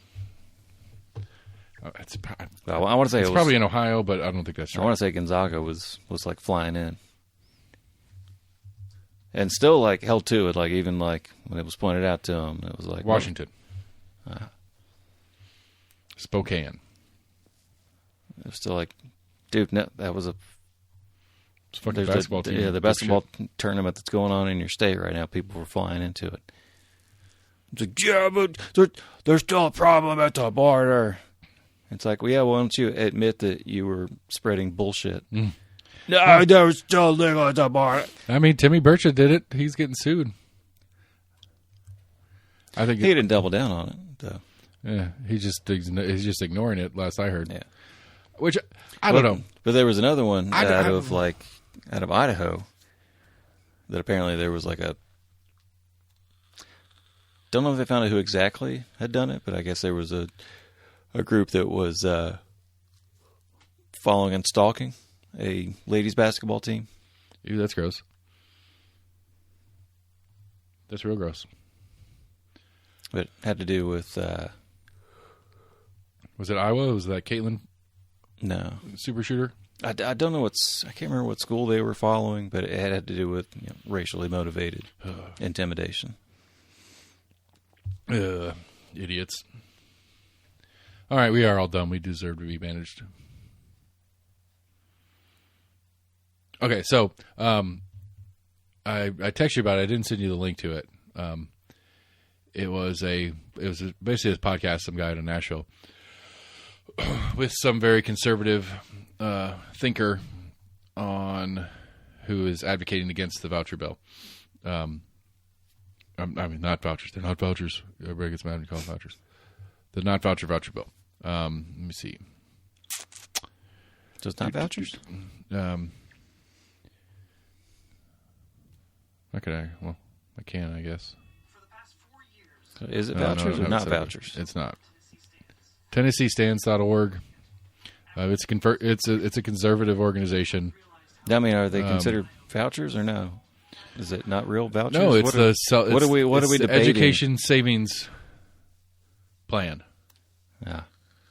And so basically, it's like this. It's the conservative take on why vouchers are bad, because he's like, look, if you're a true conservative and you actually believe in small government and blah blah blah blah blah like that, then but as a true conservative, I also believe that if it's government money, that it needs to be that the regulation goes with the money. And he's like, if you look around at some of the other states that have implemented voucher programs, eventually, sooner or later, the state will then come in and start controlling the schools. Because if you're going to get our private school money, or if your private school is going to get our public money, we're going to come in and create the schools. Which, number 1A, has this weird dichotomy in the arguments that are already currently out there. I mean, that's one of the things that you've argued the other side of. It's like, well, I don't like the idea of us giving this money but not having any oversight on how they're teaching the kids, right? You've said that. Believe so? Yeah. I mean, you said it about homeschooling specifically, but you've also said it about the private school thing. It's like, but okay, maybe you haven't said that specific one, but that has been part of the conversation. It's like public school, public money, or public money, public schools, because we think that if it's public money, that the public has a right to oversee how that money's used. Yeah, oversee, but yeah, I guess. Yeah. If it's our money, we want this result. We want to see the results of it. We want proof of the results. We want you to take the same standardized tests as the rest of us do. If you're going to get our money, you should have to follow the same rules as the public schools do, right? That's been one of the arguments that's been at play. This guy's thing is like, well, eventually that's not going to be the case. Eventually, the state's going to start implementing rules for taking the voucher, not voucher. That you can't take the voucher unless you do TCAPs, unless you do this sort of testing, unless you are teaching these things, you're not allowed to take our voucher money. And so his take is that, yeah, right now it sounds great because they're just going to give the money to the private school. He's like, I homeschool my kids, and apparently this has actually already happened. A whole big plethora of homeschoolers went and said, no, do not include us in this, and they took them out. So the homeschoolers are now actually out of the bill. You were saying that, yeah. As opposed to previously when I had to convince you that it was in, and about as soon as I convinced you that homeschoolers were included, they are now out. Which is, that's just funny because it's funny. I want to say they were out initially, but I don't know. That may have been because basically the homeschool the homeschool community, at least their take on it is that eventually you're going to start demanding what we do with our homeschooling, how we homeschool our kids, because we are taking your money. And like that was this guy's take in this interview is he's like, I have 3 kids, I homeschool them. I'm looking at $21,000 a year from the system. I could do a lot with $21,000 a year, even specifically just teaching my kids. But I would refuse that money if it was offered to me, because I know that eventually they're going to start asking me how I'm doing, what I'm doing, where I'm doing. Yeah. And it's like, okay, that's actually a more interesting take to me, because at least according to him, I haven't looked it up separately. According to him, as you get into some of these other states that have already started doing some of this stuff, that is happening. And so his argument, which is really interesting because it's diametrically opposite of what everybody who's currently arguing against them is, which makes it really confusing to me. Right, the whole free choice. Well, right. But his argument is like, this is the government, this is the state trying to get into private schools so that they can control them. this is their backdoor way of getting in, because they're telling you, yeah, we're going to do it. There's no, we're just going to give you the money and it's all good. You can just have more students and blah, blah, blah, blah, blah. But as it rolls on, they're going to start saying, our money, we get to see how you're doing it. We get to tell you how to do it. We get to tell you how to do it. And then once it's ubiquitous enough that there's enough people using it, then you don't have a choice as the private school to refuse that money. Because you could be like, you know what? We're not going to take the voucher money because we're not going to follow the rules that they're requiring. And it's like, well, all your parents of students are like, well, we can't put our kids here if you don't take the voucher money. And we're taking the voucher money, so we're going to take them to a different private school. That's this guy's take on it. Right. Which, that's actually a more convincing argument to me on why it's problematic. But it's weird to me, because I got this from Jennifer, who is the most anti-voucher person that I talk to regularly. And her argument in the past, at least, has been, but what she wants is the oversight. She's like, it's public money. We should get to see what's done with it. It shouldn't go into private hands. And it's like, well, if it does go into private hands, and I haven't asked her this directly, and maybe I should, if money does go into private hands, like it does in a bunch of other public partnerships that we do, you just want oversight on it, right? Like that would be the normal take on it. Would you be less opposed to this plan if it included some state level governmental control over what these private schools are teaching, how they're teaching, what are they required to teach in the process? I don't know the answer for her. That's just, right. But it's like it's interesting. It's super interesting to me because it takes the complete opposite approach for the same result on why vouchers are bad. But it's interesting to me because everybody else that's argued it is arguing against the idea of letting the money go without any oversight, without any control over how it's spent and what it gets done with. Where his is like, no, that's exactly what it's going to do eventually. And this is why it's bad, because eventually the state's going to get their fingers into your private school or into your homeschooling curriculum, and you're going to have to teach what the state tells you to get the money from them. You know what I'm saying? Does that make sense as far as the opposites? Yeah, I get what you're saying. Everybody's problem with it. My real take on that, and I remember reading a couple stories about school vouchers and whatnot, and kind of in juxtaposition with the homeschooling, that there were some quote-unquote supposed kind of like homeschooling collectives that, these kids went through the homeschooling and then, try to go on to further other education, and then come to find out that what they were, whatever kind of piece of paper they were the accreditation they were given for completing this homeschooling was fuck all shit to anybody. Because they weren't teaching up to any kind of standards. So, I mean, I could see some kind of oversight in requiring, like, hey, we need you to at least that's up to a certain level of this, or, a certain... I mean, that's a subset of systematic... Like, I don't know. Like, I get what you're saying, but that's a subset of the systematic problem with the education system at large. But I think it was a school system I think it was some kind of, like, organized, like, homeschooling system that was semi-state funded or somehow publicly funded as well. It wasn't just straight up private partnership. Or wasn't just straight up privately funded. Huh. I don't know. Because, I mean, like, I get it. Like I get the premise of... So it was, colleges, that turned into diploma mills, basically. Right. It was kind of like the high school equivalent of that. It was like, hey, thanks for all the money that you've given us. Right, because I think that's one of the problems with the secondary education system is the value of the diploma has gone down, partially because so many people are getting them and stuff like that. But I get the premise that the paper doesn't mean anything, even if it has a stamp or some accreditation behind it. It doesn't really mean anything anymore because everybody has one, or no, it's because everybody had one. The group behind it there's no bona fides to the group that signed off on it. Right. That's what your case is. It's like it would be like what's that movie where the kids make up their own college and they take their parents' money and they just go party or whatever. Do you remember what I'm talking about? I've heard of it. I never watched it. It's like that kind of premise where it's like, they made up some kind of college-y sounding name and their parents wrote the checks to it, and they end up learning a lot in the process because they had to figure out how to manipulate the paperwork to keep their scam rolling and whatever. Right. But, because the paper doesn't mean anything because that it's like, what was that? We joked about it. Like somebody got arrested, some high profile person, whatever. Their degree was from Stamford or something like that. It's just spelled wrong. Yeah.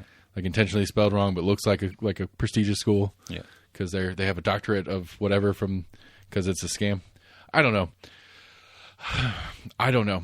I like the problem with this guy that in his conversation, it's like, well, there's no solution because he's homeschooling his kids anyway. He doesn't care about the public schools. He would rather just not get his taxes taken from him. Like he did make some interesting points about. He's like, hey, look, I make good money doing what I'm doing, but I don't pay $21,000 a year into state taxes, which I'm curious about. I'd like to actually dig into that on this individual. I don't know what he makes or what he does with his life or whatever to really be able to answer it. Because I would think I'm going to estimate. I mean, I'm not.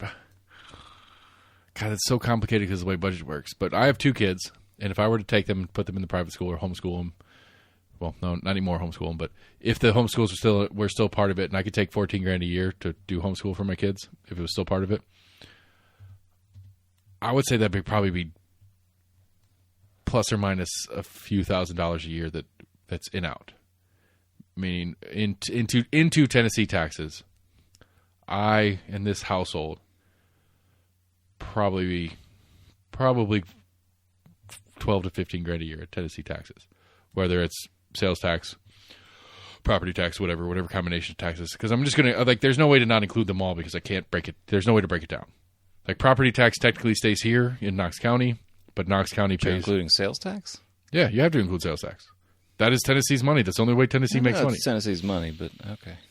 That's the only way Tennessee makes money. You have to include sales tax. I get that. I'm saying, as far as how much I pay in to Tennessee taxes in sales tax, I probably pay at least $10,000 a year in sales tax. Minimum. That'd be my low guess.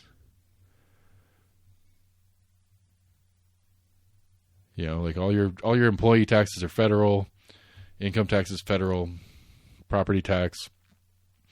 I mean, I don't know. I have business and property property taxes, and I have a bunch of other random little shit taxes because of my particular work. But a normal Joe making $100,000 a year, a family of 4 making maybe $160,000 a year, both parents work kind of thing. You got to figure that they're not saving more than 10% in this economy, and then 10% of whatever's left over is sales tax. So, like, if your household income's $160,000 a year, you're probably paying about $10-12,000 a year in taxes. So it does beg the question, though. It's like you're a house of 4, a 4-person household, and you're paying $10,000 a year into taxes, but you're getting $14,000 a year for your kids. On the conservative arguments, that's wealth redistribution because you're taking somebody else's money somewhere in that process because you're not putting as much in as you're getting out. Because none of that covers any of the communal things like roads or anything else that we pay for. Right. And so that was an interesting part in it too that I thought that was how does this go long term? Where does this money come from? Which that's a whole subset of crazy rabbit holes to go down. Which really, to go off of the school savings, not voucher program conversation, like that's the bigger concern to me in the world that I live in at large is like the math just never makes sense, and it continues to never make sense. Because I guess technically, my bitching and moaning all the time about how Rocky Hill only spends $5,500 a kid. Well, I get more out of Rocky Hill than I pay into taxes a year, or close to it. But I still get to use the roads and other infrastructure and services that the county and city and whatever provide. Like, how does this mathematically make sense long term? I'm not making a ton of money. But it ain't easy. I ain't comfortable. I'm not thinking about how I'm going to pay the mortgage this month. It's not like I'm forgetting that I have bills due. Because right. I forgot I had to pay that bill. I wasn't thinking about it. I just don't think about my money anymore. That's not my lifestyle. I'm not there. I'd like to be. I'd like to be like, oh, bill comes, I'd like to be more pissed off because I found out that I paid a bill that I didn't actually owe, because when it showed up, I just paid it. But then it turns out that was a second version, or that was a second version of the bill that I paid last week, and they just had already put it in the mailbox, and it showed up. That was one thing I kind of thought about this week, as far as kind of people saying the economy's kind of bad. I guess comparatively, everybody feels like the economy's really shitty, and kind of wonder like how many people just have or are getting screwed over by other people and just think that the economy is just bad. Get screwed over by credit card interest or just streaming services that they don't realize they've canceled or just overpaying for. Just the plethora of shit that they don't realize that they pay for on a monthly basis. All right. So another way to ask your question is, how many people are too stupid to understand that the economy is not bad? They just don't understand how to pay their own bills right. Or live within their own means, I guess. I understand the want for more. Sure. All right. How do I do this without sounding like a fucking jackass? Am I crazy? No, the economy sucks. I don't know how else to describe it. Okay. I mean, would you? Well, okay, let me say. I know you don't know these like deep down details of me and my finances and how my life works and how my family spends and does X, Y, or Z. I'm not saying the economy is fucking booming right now. Would you look at me in my household and say that we're extravagant? No. I'm broke. I'm barely squeaking by on a regular basis, and I make 6 figures annually. I don't know how else to explain that. Not explain it. I could go into details on why X, Y, Z. And there's some of it that's poor life choices that I've done, and bad spending that I've done and the family's done and stuff like that. Someone mentioned how much a computer did they just get? Huh? How expensive a computer did somebody mention they got last week? He didn't get it last week. Well, he didn't get it last week. He mentioned it. He has $1,000. Like over 3 years, he has compiled parts and pieces to make a total value computer of $1,000. Okay, never mind. Thought that was kind of like an all-in-one kind of purchase. The original, the base computer that we bought was like $800, and over the subsequent 3 years from that original purchase, the only thing, there's actually 0 parts left. We actually all the parts that he had taken out and replaced over time, we ended up buying a new case for, and he got a new motherboard for Christmas. And so he took all the parts and pieces that he added to his old one, put them on the new motherboard on the new one, and then rebuilt the old one and then gave that one to his brother. I mean, like what's the median income in the United States right now? Median household income? 35. Right. So like the median household household is like 87 or something like that. Like if like in coupling and all that kind of bullshit, and we live in a fairly low cost of living town comparatively to others. Yeah. And like, again, I've got some shit going on that's not the smartest, and I've got my stupid fucking heroin habit of a podcast and a podcast studio that I operate and run and do all that kind of shit. I heard that too. Trash can on the floor, made a big ruckus, and I had to make sure there was no death because my spoiled ass kids that get all their nice shit. Look, I don't know how else to, I don't know how else to explain it. Like, we don't live extravagantly. We don't have yes, I bought a new vehicle now 4 years ago. Our other that old? Yeah. Our other vehicle is, I bought it in 20 or 21, I don't remember. 4 years ago, something like that. Our other vehicle was a gift from my parents. We didn't pay for that, and then the truck that I still have that's 17 years old and barely runs, but it takes the trash out for me. And it's like, we're not uncomfortable. We're not in trouble. I'm not worried about losing the house, or I'm not missing payments on anything. But money's fucking tight, and I make good money, at least as far as the national average goes, and kind of shit like that.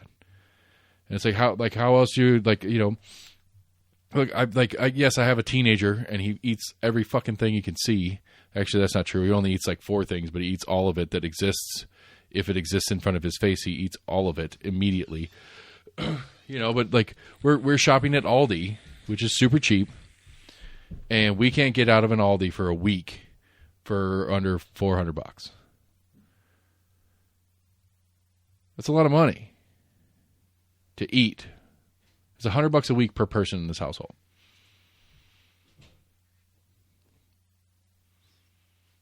$400. You think $400? Okay, let me back up a second. When I used to do the grocery shopping on the regular, and I would go to Kroger and get the nice shit and get some brand stuff, like some real like fucking Lay's potato chips and shit like that. I used to go and buy a week's worth of food for $250, maybe $300 at Kroger. But now I'm going to Aldi and getting off-brand shit for $400 or $500 a week. Like how to like that is reality. We don't shop at Kroger regularly anymore. There's a couple items that we get because they're very specific and we like those. It's actually a couple of them are Kroger brand items. Oh, even. Maybe it's been too long since I've done like a full like grocery store run. And like that, we do that intentionally. We try to do it's like we try to do one run a week. Period. And we do our best to do it that way so that it doesn't turn into 20 here, 20 here, 20 here, 20 here, 20 here, and then all of a sudden at the end of the week it's 700 because we do it 50, 60, 80 at a time. Like that's an intentional effort of ours to try to keep it down.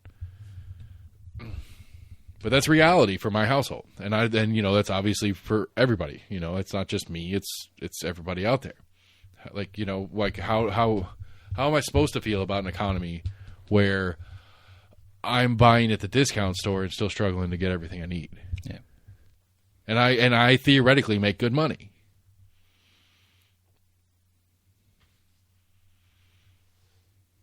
No.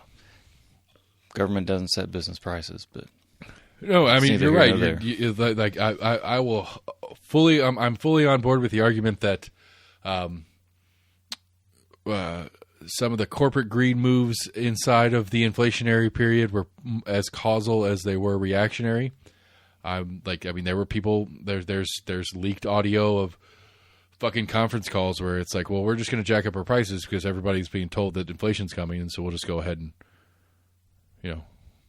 we'll just go ahead and inflate our prices, and if the inflation doesn't come on our supply end, we'll just make more money. Right.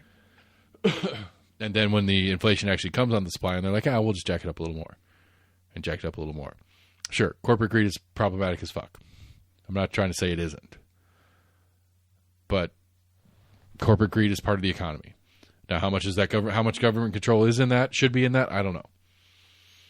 I don't know how to fix that. But we blame the government. On a general purpose. I do. I do most of the time, yes. But that's because the woes of the grocery stores or the grocery products that we buy on a day-to-day basis. We should blame the government for prices being high for eggs. I mean, running into Easter. Actually, I read a funny story of, I believe it was, I want to get it backwards.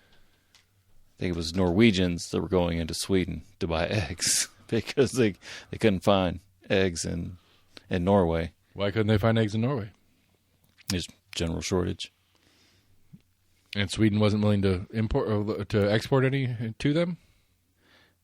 Well, no, the story would just happen to be on a town that was like 50 miles outside of the Swedish border, or major town in Sweden. Is there so people in Norway were going into Sweden? I know you don't. Eggs. I know you don't know the answer to this question, and it's an asshole thing I'm going to ask. But it's like, is there a tariff between those borders that makes it uncost effective for the? It was it had to do with supply. It had nothing to do with cost. I mean, obviously, no, it doesn't have anything to do with supply. It has to do with domestic. No, it has everything to do with supply. It has nothing to do with domestic supply. Like a domestic supply might be problematic, but obviously Sweden had them, so their supply is available.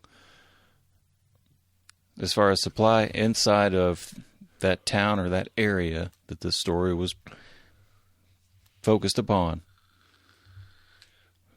was it a border town in Norway? Okay, I'm sorry, I'm getting maybe it was just too small, and the two grocery stores they had ran out of eggs, so people were going into Sweden. Maybe this was just a big, great blown out story of, a town of 10,000 people Just a silly occurrence. I apologize. I got too serious about it. My bad. Yeah. I'm trying to understand what's going on. That's all I'm saying. Well, no, I mean, I've seen a couple stories about egg shortages and chocolate prices being really high right now, leading into Easter.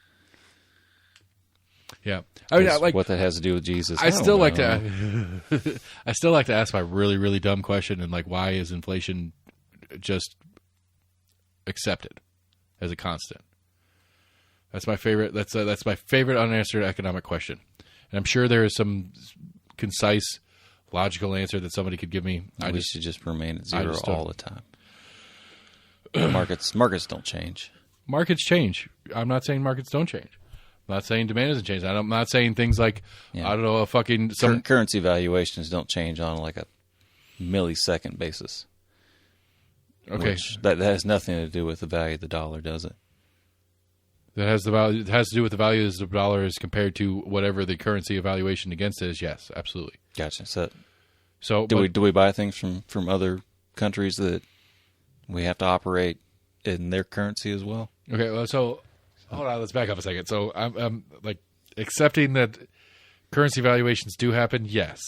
Why do they happen? Okay, that's the same question. That's my same original question that you're giving me this as an answer. Inflation is a constant because currency valuations change. You want me to explain why? I'm not asking you to. I'm understanding the valuations of dollars change compared to other countries' economies and their valuation of their dollars. No, I'm actually what my question was is why do we accept inflation as a constant? Like, I want to know the answer to that. I understand that there's probably some reason for it. I don't know what the reason is, and I would like to understand it. Okay, I thought you were trying to play dumb. No, I don't actually understand why we accept that. Right? Yeah, I don't understand why inflation is a constant. That I don't understand why inflation is a constant. I don't understand why deflation or stagflation is a problem. Because whenever you hear economists talk about it, like stagflation is a big deal. When we have deflationary economies, everybody is freaking out. It's a problem. I don't understand why.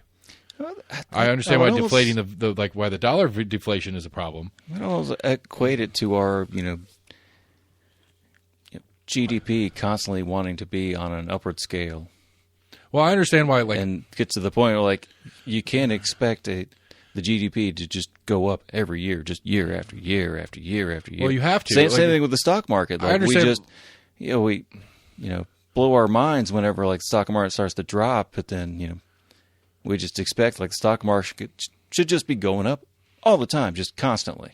Well, because inflation is going up all the time, constantly, and it's it's a chicken. No, the stock market does not go up because of fucking inflation. It has to because it does not have to. Yes, it does. Why? That's the point. The point is that the whole point of the stock market is that I can put my money in the stock market and it holds my money, and it's going to at least match, if not exceed, the value or exceed inflationary periods. That's the point.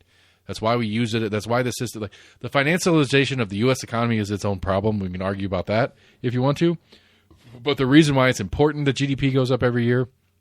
The reason why it's important that the stock market goes up every year is because it's the only way that we have to counter inflation, as if you have the means to play in those games.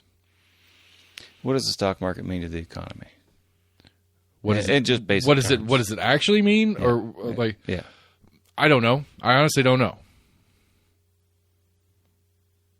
I really don't. I don't know. I don't know what the fuck it matters. Most of the numbers that we look at on the stock market are literally valuations of what a company is not literally worth, but what it's valued at. Right. What its shares are valued at. I understand what the stock market means to people's investment portfolios and their retirement accounts and all that kind of shit. Right. I understand what that means. I'm not saying I understand it whatsoever. But if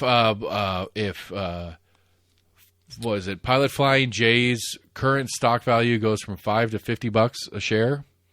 I have no fucking clue what that actually functionally means to anybody who doesn't own a share. What that actually functionally means to the economy at large for the people who happen to own shares. I mean, it's amazing if they feel like it's the right time to sell. I mean, I think it's really simplistic, but I would almost equate it to almost like fine art. That it's not like what I think we're agreeing right now that it doesn't mean dick. It's just some weird financial fucking game that we hide our money in. There's a good bit of that to it. To that it's the perceived valuation of the value of that company, of a share of that company. Right, but I think the point is, and why the value has to go up for the greater economy of things, is that if I invest my $5 in the IJ or Flying J Pilot Corp or whatever it is, that I want a return on my investment. Now, I understand some of the weird ass, like, if you own shares in it, you have a stake, literally a stake. I do understand some of the fiduciary games that are playable in this whole thing, and all the different shit that happens, and how, like, you know, you get these weird things where a Haslam, since we're picking on Flying J right now, where the Haslams can take a loan against the valuation of their stock as a way to do X, Y, or Z, whether it's personal or business or whatever, because the bank's saying, well, you have 10,000 shares at $50 a share, that's worth $5 million, but you want to hold on to your shares. Well, all right, you put those shares as collateral, I'll give you $250,000 that you can spend on X. Right. Like, I understand that part of it and why that makes functional sense from the bank's perspective and from the individual who owns the shares perspective. But at the end of the day, if a company, and this is 100% fact, if a company is using its stock as a way to access funds in loans to do business, then yes, the stock devaluation become a big fucking problem. Because if you take $1 million loan out on stock that's worth $2 million, but then in the next couple months that stock drops to $750,000, you still have to pay the loan back. And if you can't pay the loan back, they take your stock and you still owe them the $250,000 after the fact. Because you owe them, they're not loaning, they're loaning against the current value of the stock, but they're still giving you the loan. I give you $1 million, you owe me $1 million plus interest. Right. If your stock drops and you can't sell that stock to cover that $1 million, you still owe me that $1 million plus interest. Yeah. So I understand why that can have a functional effect on the economy, in that I took my business and I took loans against the valuation of my business to invest in a future project, and that future project fails, and I can't pay my fucking loan off because that's just me failing at business. But the stock in and of itself has nothing to fucking do with that functionally. You just failed you failed in an experiment in your business. That's how that affects the economy. The stock doesn't affect the economy. Your ability to take that swing was affected by your stock value, but you still took that swing. I'm agreeing with you. This is me agreeing with you, is that I don't understand why. Like, I understand the gambling part of the game, and it's fun, and that it's interesting, and it's a way to make money, but I don't understand how it has fuck all to do with anything. I guess I do understand also that if you get into... It's just funny that you called it fun. I mean, for some people it is. I mean, it is for me. Yeah. Like, I own like a tenth of a share of Halliburton because it humors me. That's why I always call it rich man's gambling. You know, like I own like a tenth of a less than 1% of a share of Halliburton, and I get emails that they're proxy to place my my proxy elector, or I get my 2-cent dividend or whatever it is periodically and shit like that. I have a friend in middle school that was given like a Disney stock or whatever, and he would talk about like the letter that he got of some like stockholder share like meeting that was going on like once a year or whatever. He's like, "Hey, I got my letter for shareholder meeting for Disney." Yeah, and it's just like, I mean, like like I understand the theory behind it holding value in holding value, not dollars, in the sense of you always kind of get the when did we go off the gold standard of the dollar? Like, the gold standard of the dollar was, it's like, hey, an ounce of gold is worth X. So if an ounce of gold is worth X in trade, then we will say that a dollar is worth a hundredth of an ounce or whatever the fuck it was when that's how we did it. Because when you had the gold standard, you had a fixed item to compare it against, and that had functional comparable value to make the world turn. But no, I don't understand the stock market. I don't understand the value. Like, the ability to make money off of nothing. Like that's the funny thing to me is like people get on their fucking rampages about billionaires, and Elon Musk is a fucking douchebag and whatever you want to call him, but at least in the process of his company has made stuff. Where like the top 20 richest Americans or whatever, outside of like, was it Steve Jobs, Bill Gates, Elon Musk, the dude from Google, like of the top 20 richest Americans, like 14 or so, 13, 14 of them are like just traders. Like they didn't build a company. They built a company to trade stock. That's all they do. Like the idea that is a valuable function of society, that's a fucking problem. Because there is no value. You don't create value for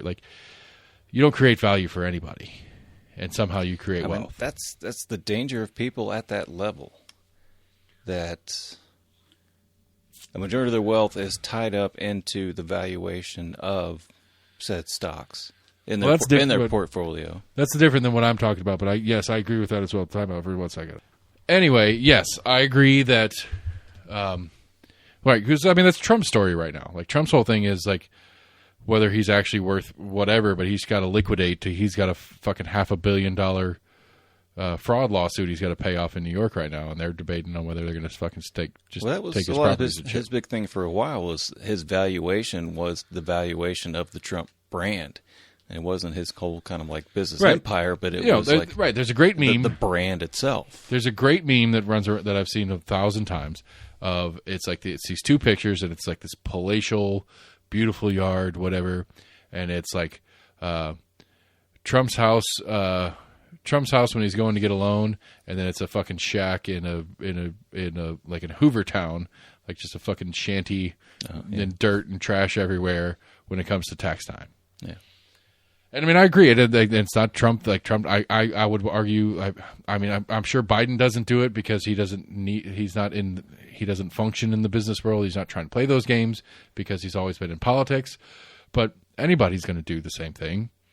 That's the way the system works. Yeah, Jon Stewart had a great little piece on that, kind of talking about like, oh, this is a victimless crime, like.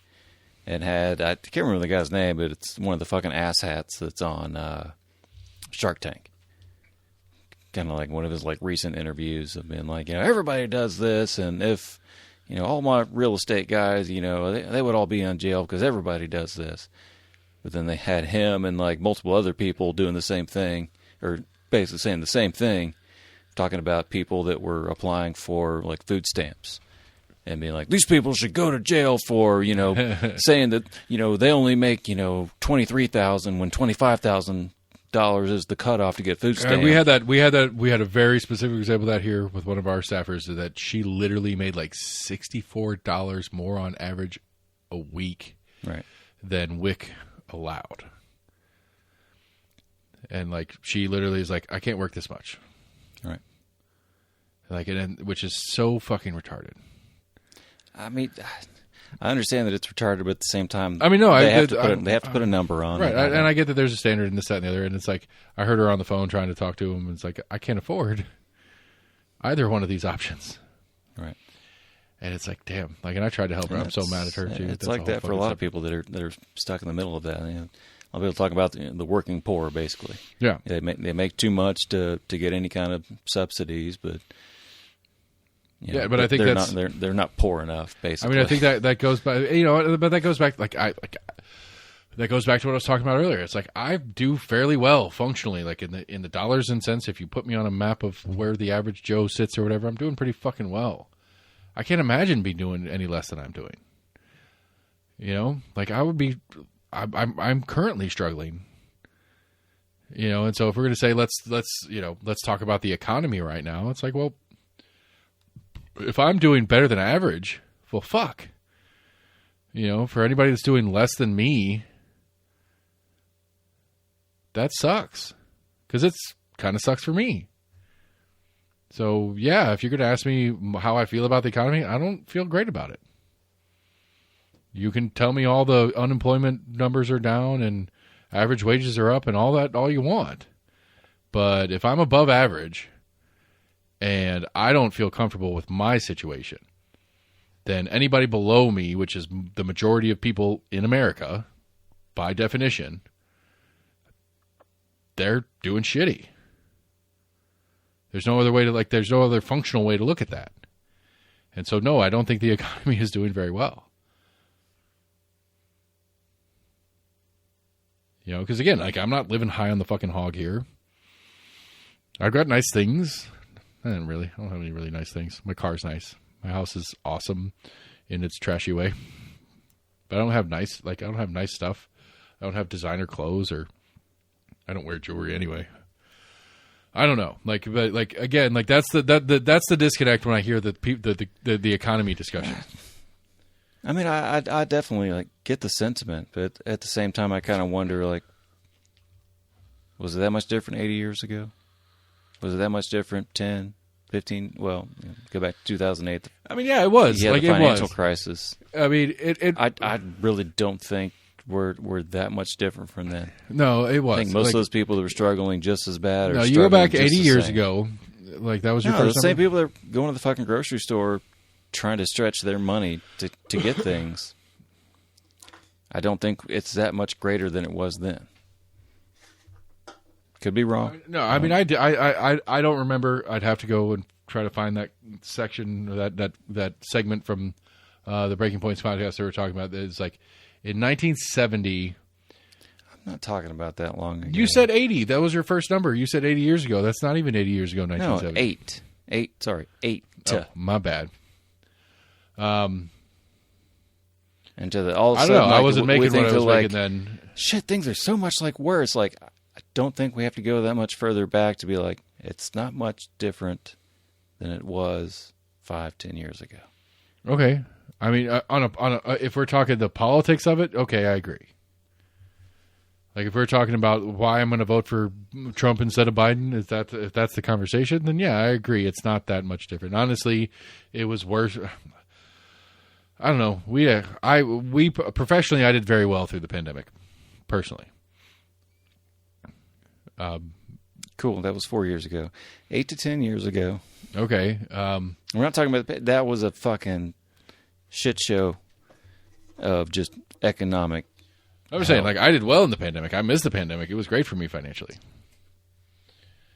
But 8 to 10 years ago, that's when we bought this house. It was a good time for me, if I'm going to stay on the personal version of it. The lending game was a lot looser and more affordable than it is now. Functionally, I have a sub 3% mortgage rate on my house, which you're not getting a mortgage right now for under 7 or 8%, and that's huge. That's that's the difference in $1,000 or a $1,500 mortgage payment. Just 5% in. Just your interest rate and 5%, is $400 or $500 a month. That is significantly different now than it was 8 years ago. Yeah. Does the federal government set those interest rates? Well, the Fed does, and they're technically an independent organization. The Fed sets the interest rate that your bank has to give you? Pretty much. Pretty much? Pretty much. The Fed rate makes 99% of the Fed sets the rate, and then your percentage is on top of said rate. And back then the rate was less than 1. And so, all things being equal, if a bank puts 2% on top of their Fed, what the Fed rate is currently, then yeah, the Fed set the rate. I mean, they do set the rate, full stop, but the bank takes bank takes an addition on top of. Maybe I'm an outlier. I just kind of wonder if it's a little bit of a perspective thing, and kind of not thinking of we just came out of 2 years of a shitty fucking worldwide pandemic that fucked up economies all throughout the world. It did. It did. And somehow we still did better than most other countries did. Bill Maher says we won the pandemic, which I thought was an interesting quote. But we won it. Yeah, we won the pandemic because the U.S. economy survived it best. I would argue we did better. I hear some people of oh, we're in this shit show because of the pandemic, PPP loans that were put out, and all this extra money that was flooded the market, and that's what just fucked everything up. And it didn't. At the time, yes, it helped some significant number of people through the process and whatever. But as a result, yes, I would argue that yes, a good chunk of why we are where we are today is because of what we did then. Yes. Now, was it needed? I think that's a hard thing to say with like full like honesty and. Was it required to survive a period of time? Maybe. I'm not like. I'm just saying, like we don't know what would have happened had not businesses received that money to stay afloat and keep their employees. I wouldn't have been employed. We would have done fucking killer. We didn't need the PPP loan at all. For us personally, but we were in a very special subcategory of whatever that we survived it because we did. Personally, I didn't need any of it. I took it, and I will take it every time. But, but yes, I know people that my friends that own our neighbor bar. They would have been. They personally probably would have been okay, but they wouldn't. They would have had to fire everybody. They would have to lay everybody off. They couldn't. There was months of literally, we're just keeping you on payroll. You don't have to come in. Just stay home, because they could. I mean, most people here say this are the same people that say like Medicaid, where we're just people on Medicaid and welfare are just just gaming the system and just sitting on their asses.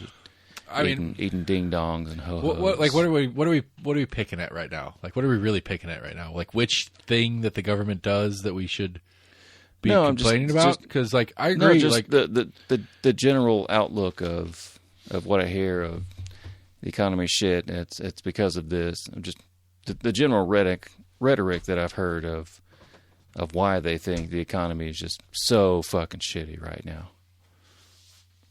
That we're just in this hell of an economy. Okay, so and I think we stopped and kind of like looked at other economies. I mean, we weathered the pandemic much better than many other economies. We did, and I would argue that half of that was because of how we've also been a powerhouse of countries. I would think economically wise. I would argue that part of the reason why we did so well coming out of the pandemic is the percentage of refusals to deal with what the pandemic was demanding governmentally. I think we had a lot of people that refused to take the lockdown. I think that we had a significant larger percentage of the population, Florida, Tennessee, for example, that just refused to shut down their economies individually, even though the federal government was asking us to. Even though there's other countries that were completely shutting down and all this stuff. I think that's part of the reason why we got through it better than average, because less of a percentage of our population said okay to the restrictions that were being implored. I think that's part of the reason. I think some of the governmental action, some of the checks that went out, and some of the different programs they put into place to help survive through it helped. I functionally agree with that. How much did we shut down? I mean, I didn't shut down at all, personally. No, as the country. I mean, you're talking about the states that refused that kept us afloat. I didn't say kept us afloat. One reason I thought you started out with, one of the reasons that we were able to make it through, because there were people that pushed back against the lockdowns and I mean, I would argue that as so economically, how much. It's all right. Now let's not go into this. Okay, we can bring this one back up if you want. I'll do some research this week because I probably would do better if I had some numbers behind it. I've always heard people talking about like lockdowns, and I'm like, I agree. Tennessee didn't lock down very much. I didn't. At all. I never stopped. I worked every single day. I didn't miss a single day of work. Right. But I happened to work in one of the industries that was 100% exempt. Well. Adjacently 100% exempt.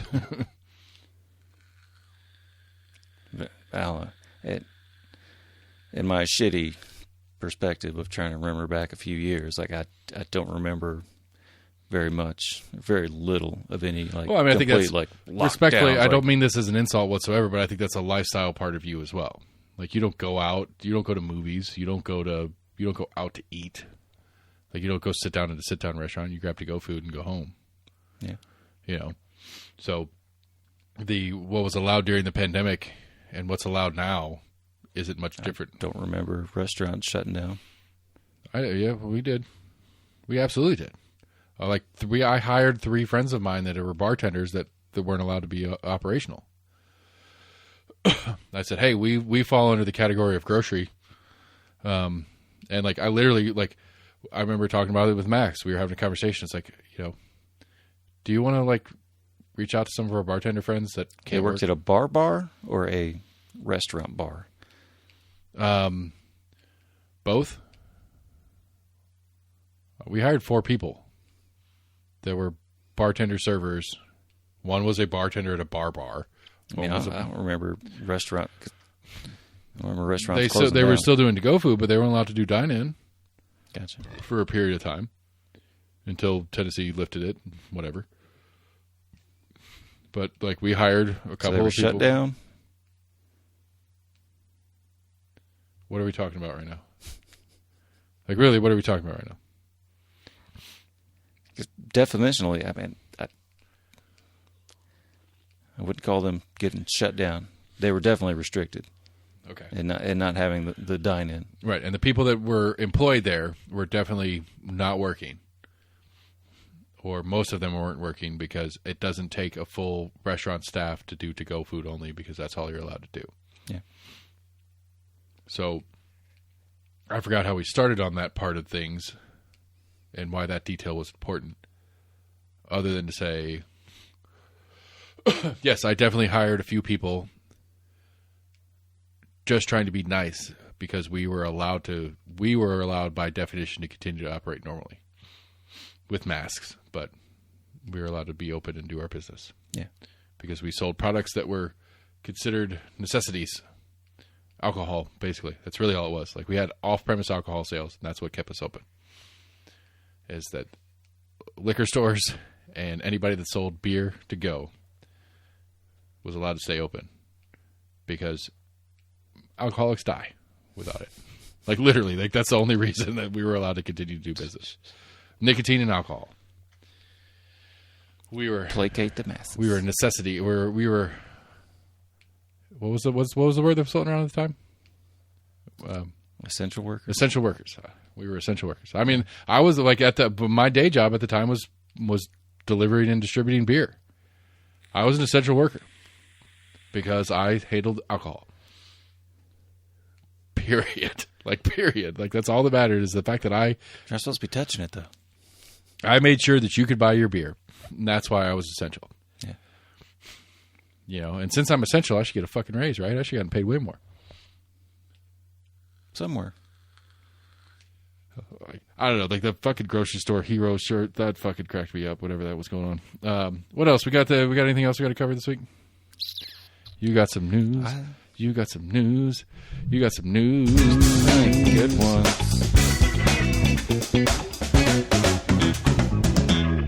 You already did the Florida Maine games. Don't bring that shit back up. Oh, that's gone. I don't think I saw it on here, but I saw it on a separate thing. I want to say it was Oregon or Washington. There was this group doing like a road cleanup. I think it was like a part of like the city's like road cleanup, and they found like a 10-pound bag of weed. Nice. Yeah. Nice. You know, I was thinking about this. We don't have to go down this rabbit hole while you're looking for the next one. I just want to throw it out there. Jesse Mayshark of Compass, I want to do a spin-off podcast with you because he's a super progressive dude and he wants the government to do more stuff. I'll bet you me and him agree more often than we don't. I've talked about that before when we were kind of looking at the difference between like Republicans and Democrats, that more often, and I think we kind of focus on some of the latter voices, which happens in a plethora amount of aspects of life. But I mean, I think There's more things that people agree on. I think when I brought it up before, it was more in had to do with like elections and whatnot. Right. Or no, they had to do with like politics and elections in general. That more people agree on like certain issues than they disagree about. Well, that's but we kind of focus on because that's and my we argument. Hear more of like the loudest voices of the That's my argument for like why you can't. It doesn't matter. Your stance on weed doesn't matter as a state representative or a state senator in Tennessee. You're not, because it's not going to win you an election, but it's not going to lose you an election either. You could be a Republican and be okay with legal weed, but it's not going to win you an election. You're going to win because of the other issues that people decide are more important than. And I think about that so deeply in the sense of like, how does representative government actually work if the individual that I'm electing to represent me only holds a couple of values that matter to me, and I just have to prioritize my values through them and hope that they execute them. Because it's like, just in Tennessee stuff, if you're a Tennessee legislator, there's, I don't know how many, I guess the best way to look at it is like, how many departments of the state are there? We have Department of Motor Vehicles, we have Department of Transportation, we have Department of Agriculture, we have wildlife management. We have all these different departments in the state, right? So that's really what you're voting on, is who's going to oversee those departments in the way that makes sense to you. And how do I prioritize those departments to me personally? Which department is most important to me? Health and Human Services? And then how do we prioritize the budgets therein? Like that, there's no way that there's another individual out there that's going to prioritize things the same way I do. And so how do I prioritize individuals' priorities that best match my priorities? That's like 3D chess elections to me. And it just doesn't exist. It can't exist in the format that we have. Sorry. Anyway, tangent.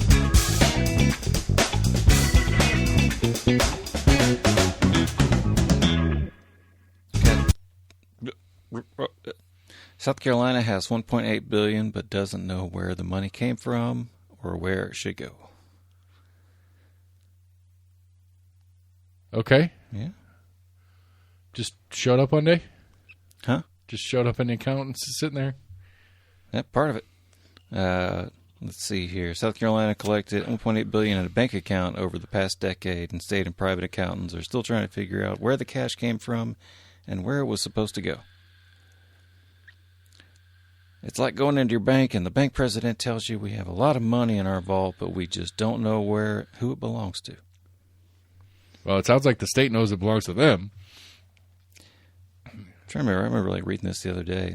That had to do with someone that was trying to balance a budget at some point, and they were coming up with numbers, and instead of really trying to figure it out, they just kind of kept throwing money like into this account.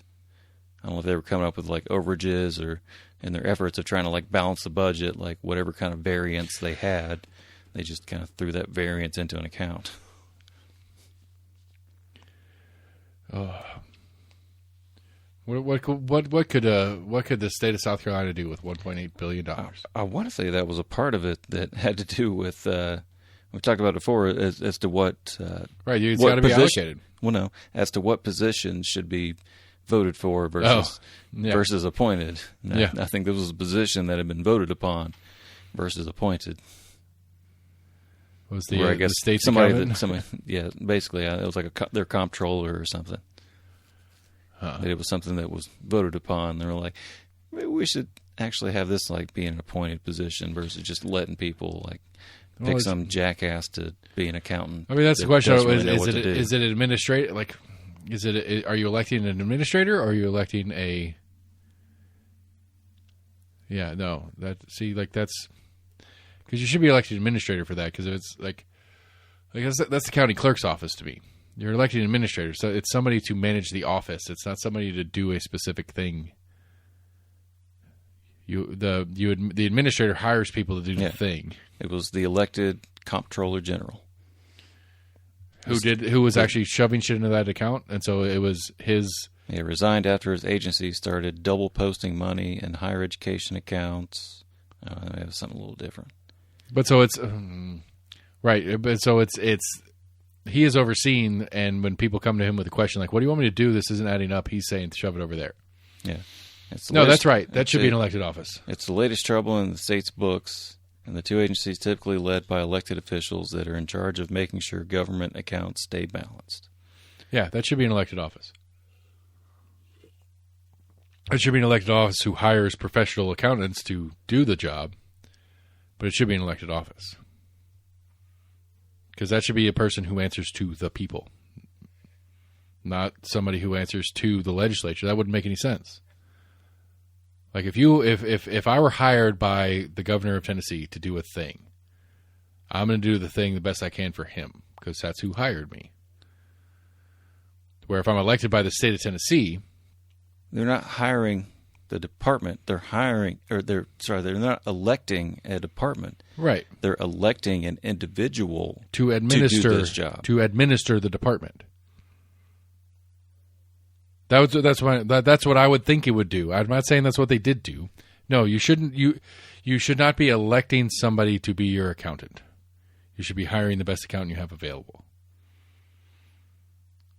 But if the person I guess I kind of see what you're saying there. They're electing the head person that should be doing this. Right. It's like our county clerk's office. We're electing Sherry Witt to hire people to administer the county clerk's office.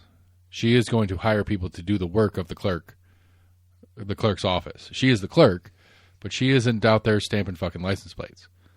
She's hiring people to do stamp the license plates. She's hiring people to handle the paperwork in a format that is designated by the state. Anyway, that doesn't matter. All right, last call. Anything else? Nothing major. That was a fun show. I like that. We did it. Tell me how wrong I am about how stupid you are as a person who elects people. Because we keep electing stupid people, and I can only blame us for electing them. So anyway, almostagreement at gmail.com. Facebook, Twitter, YouTube. Go to the website, almostagreement.com. Check out all the cool stuff we got going on there. Hollaroo.co. Race your derby car down Central with us. Come check out our sweet vendors. If you're a vendor and want to get on there, we got a couple spaces left. You could grab one for yourself. And we have a rock show. We're going to come see some sweet bands that do sweet band stuff. So, Almost Agreement at gmail.com, Facebook, Twitter, YouTube. Go to your favorite podcast provider, get us there, 5-star review. Text us to your friends. Tell them how smart I am or how stupid I am. And just listen to this idiot. Whatever you want to do, whatever convinces them to give us a subscribe, that would be great. Hollaroo.co. Hollaroo.co. Check the thing out. I'm full stress mode, but super excited about getting this thing off. And I hope to see you there. Thanks, everybody. We'll see you later.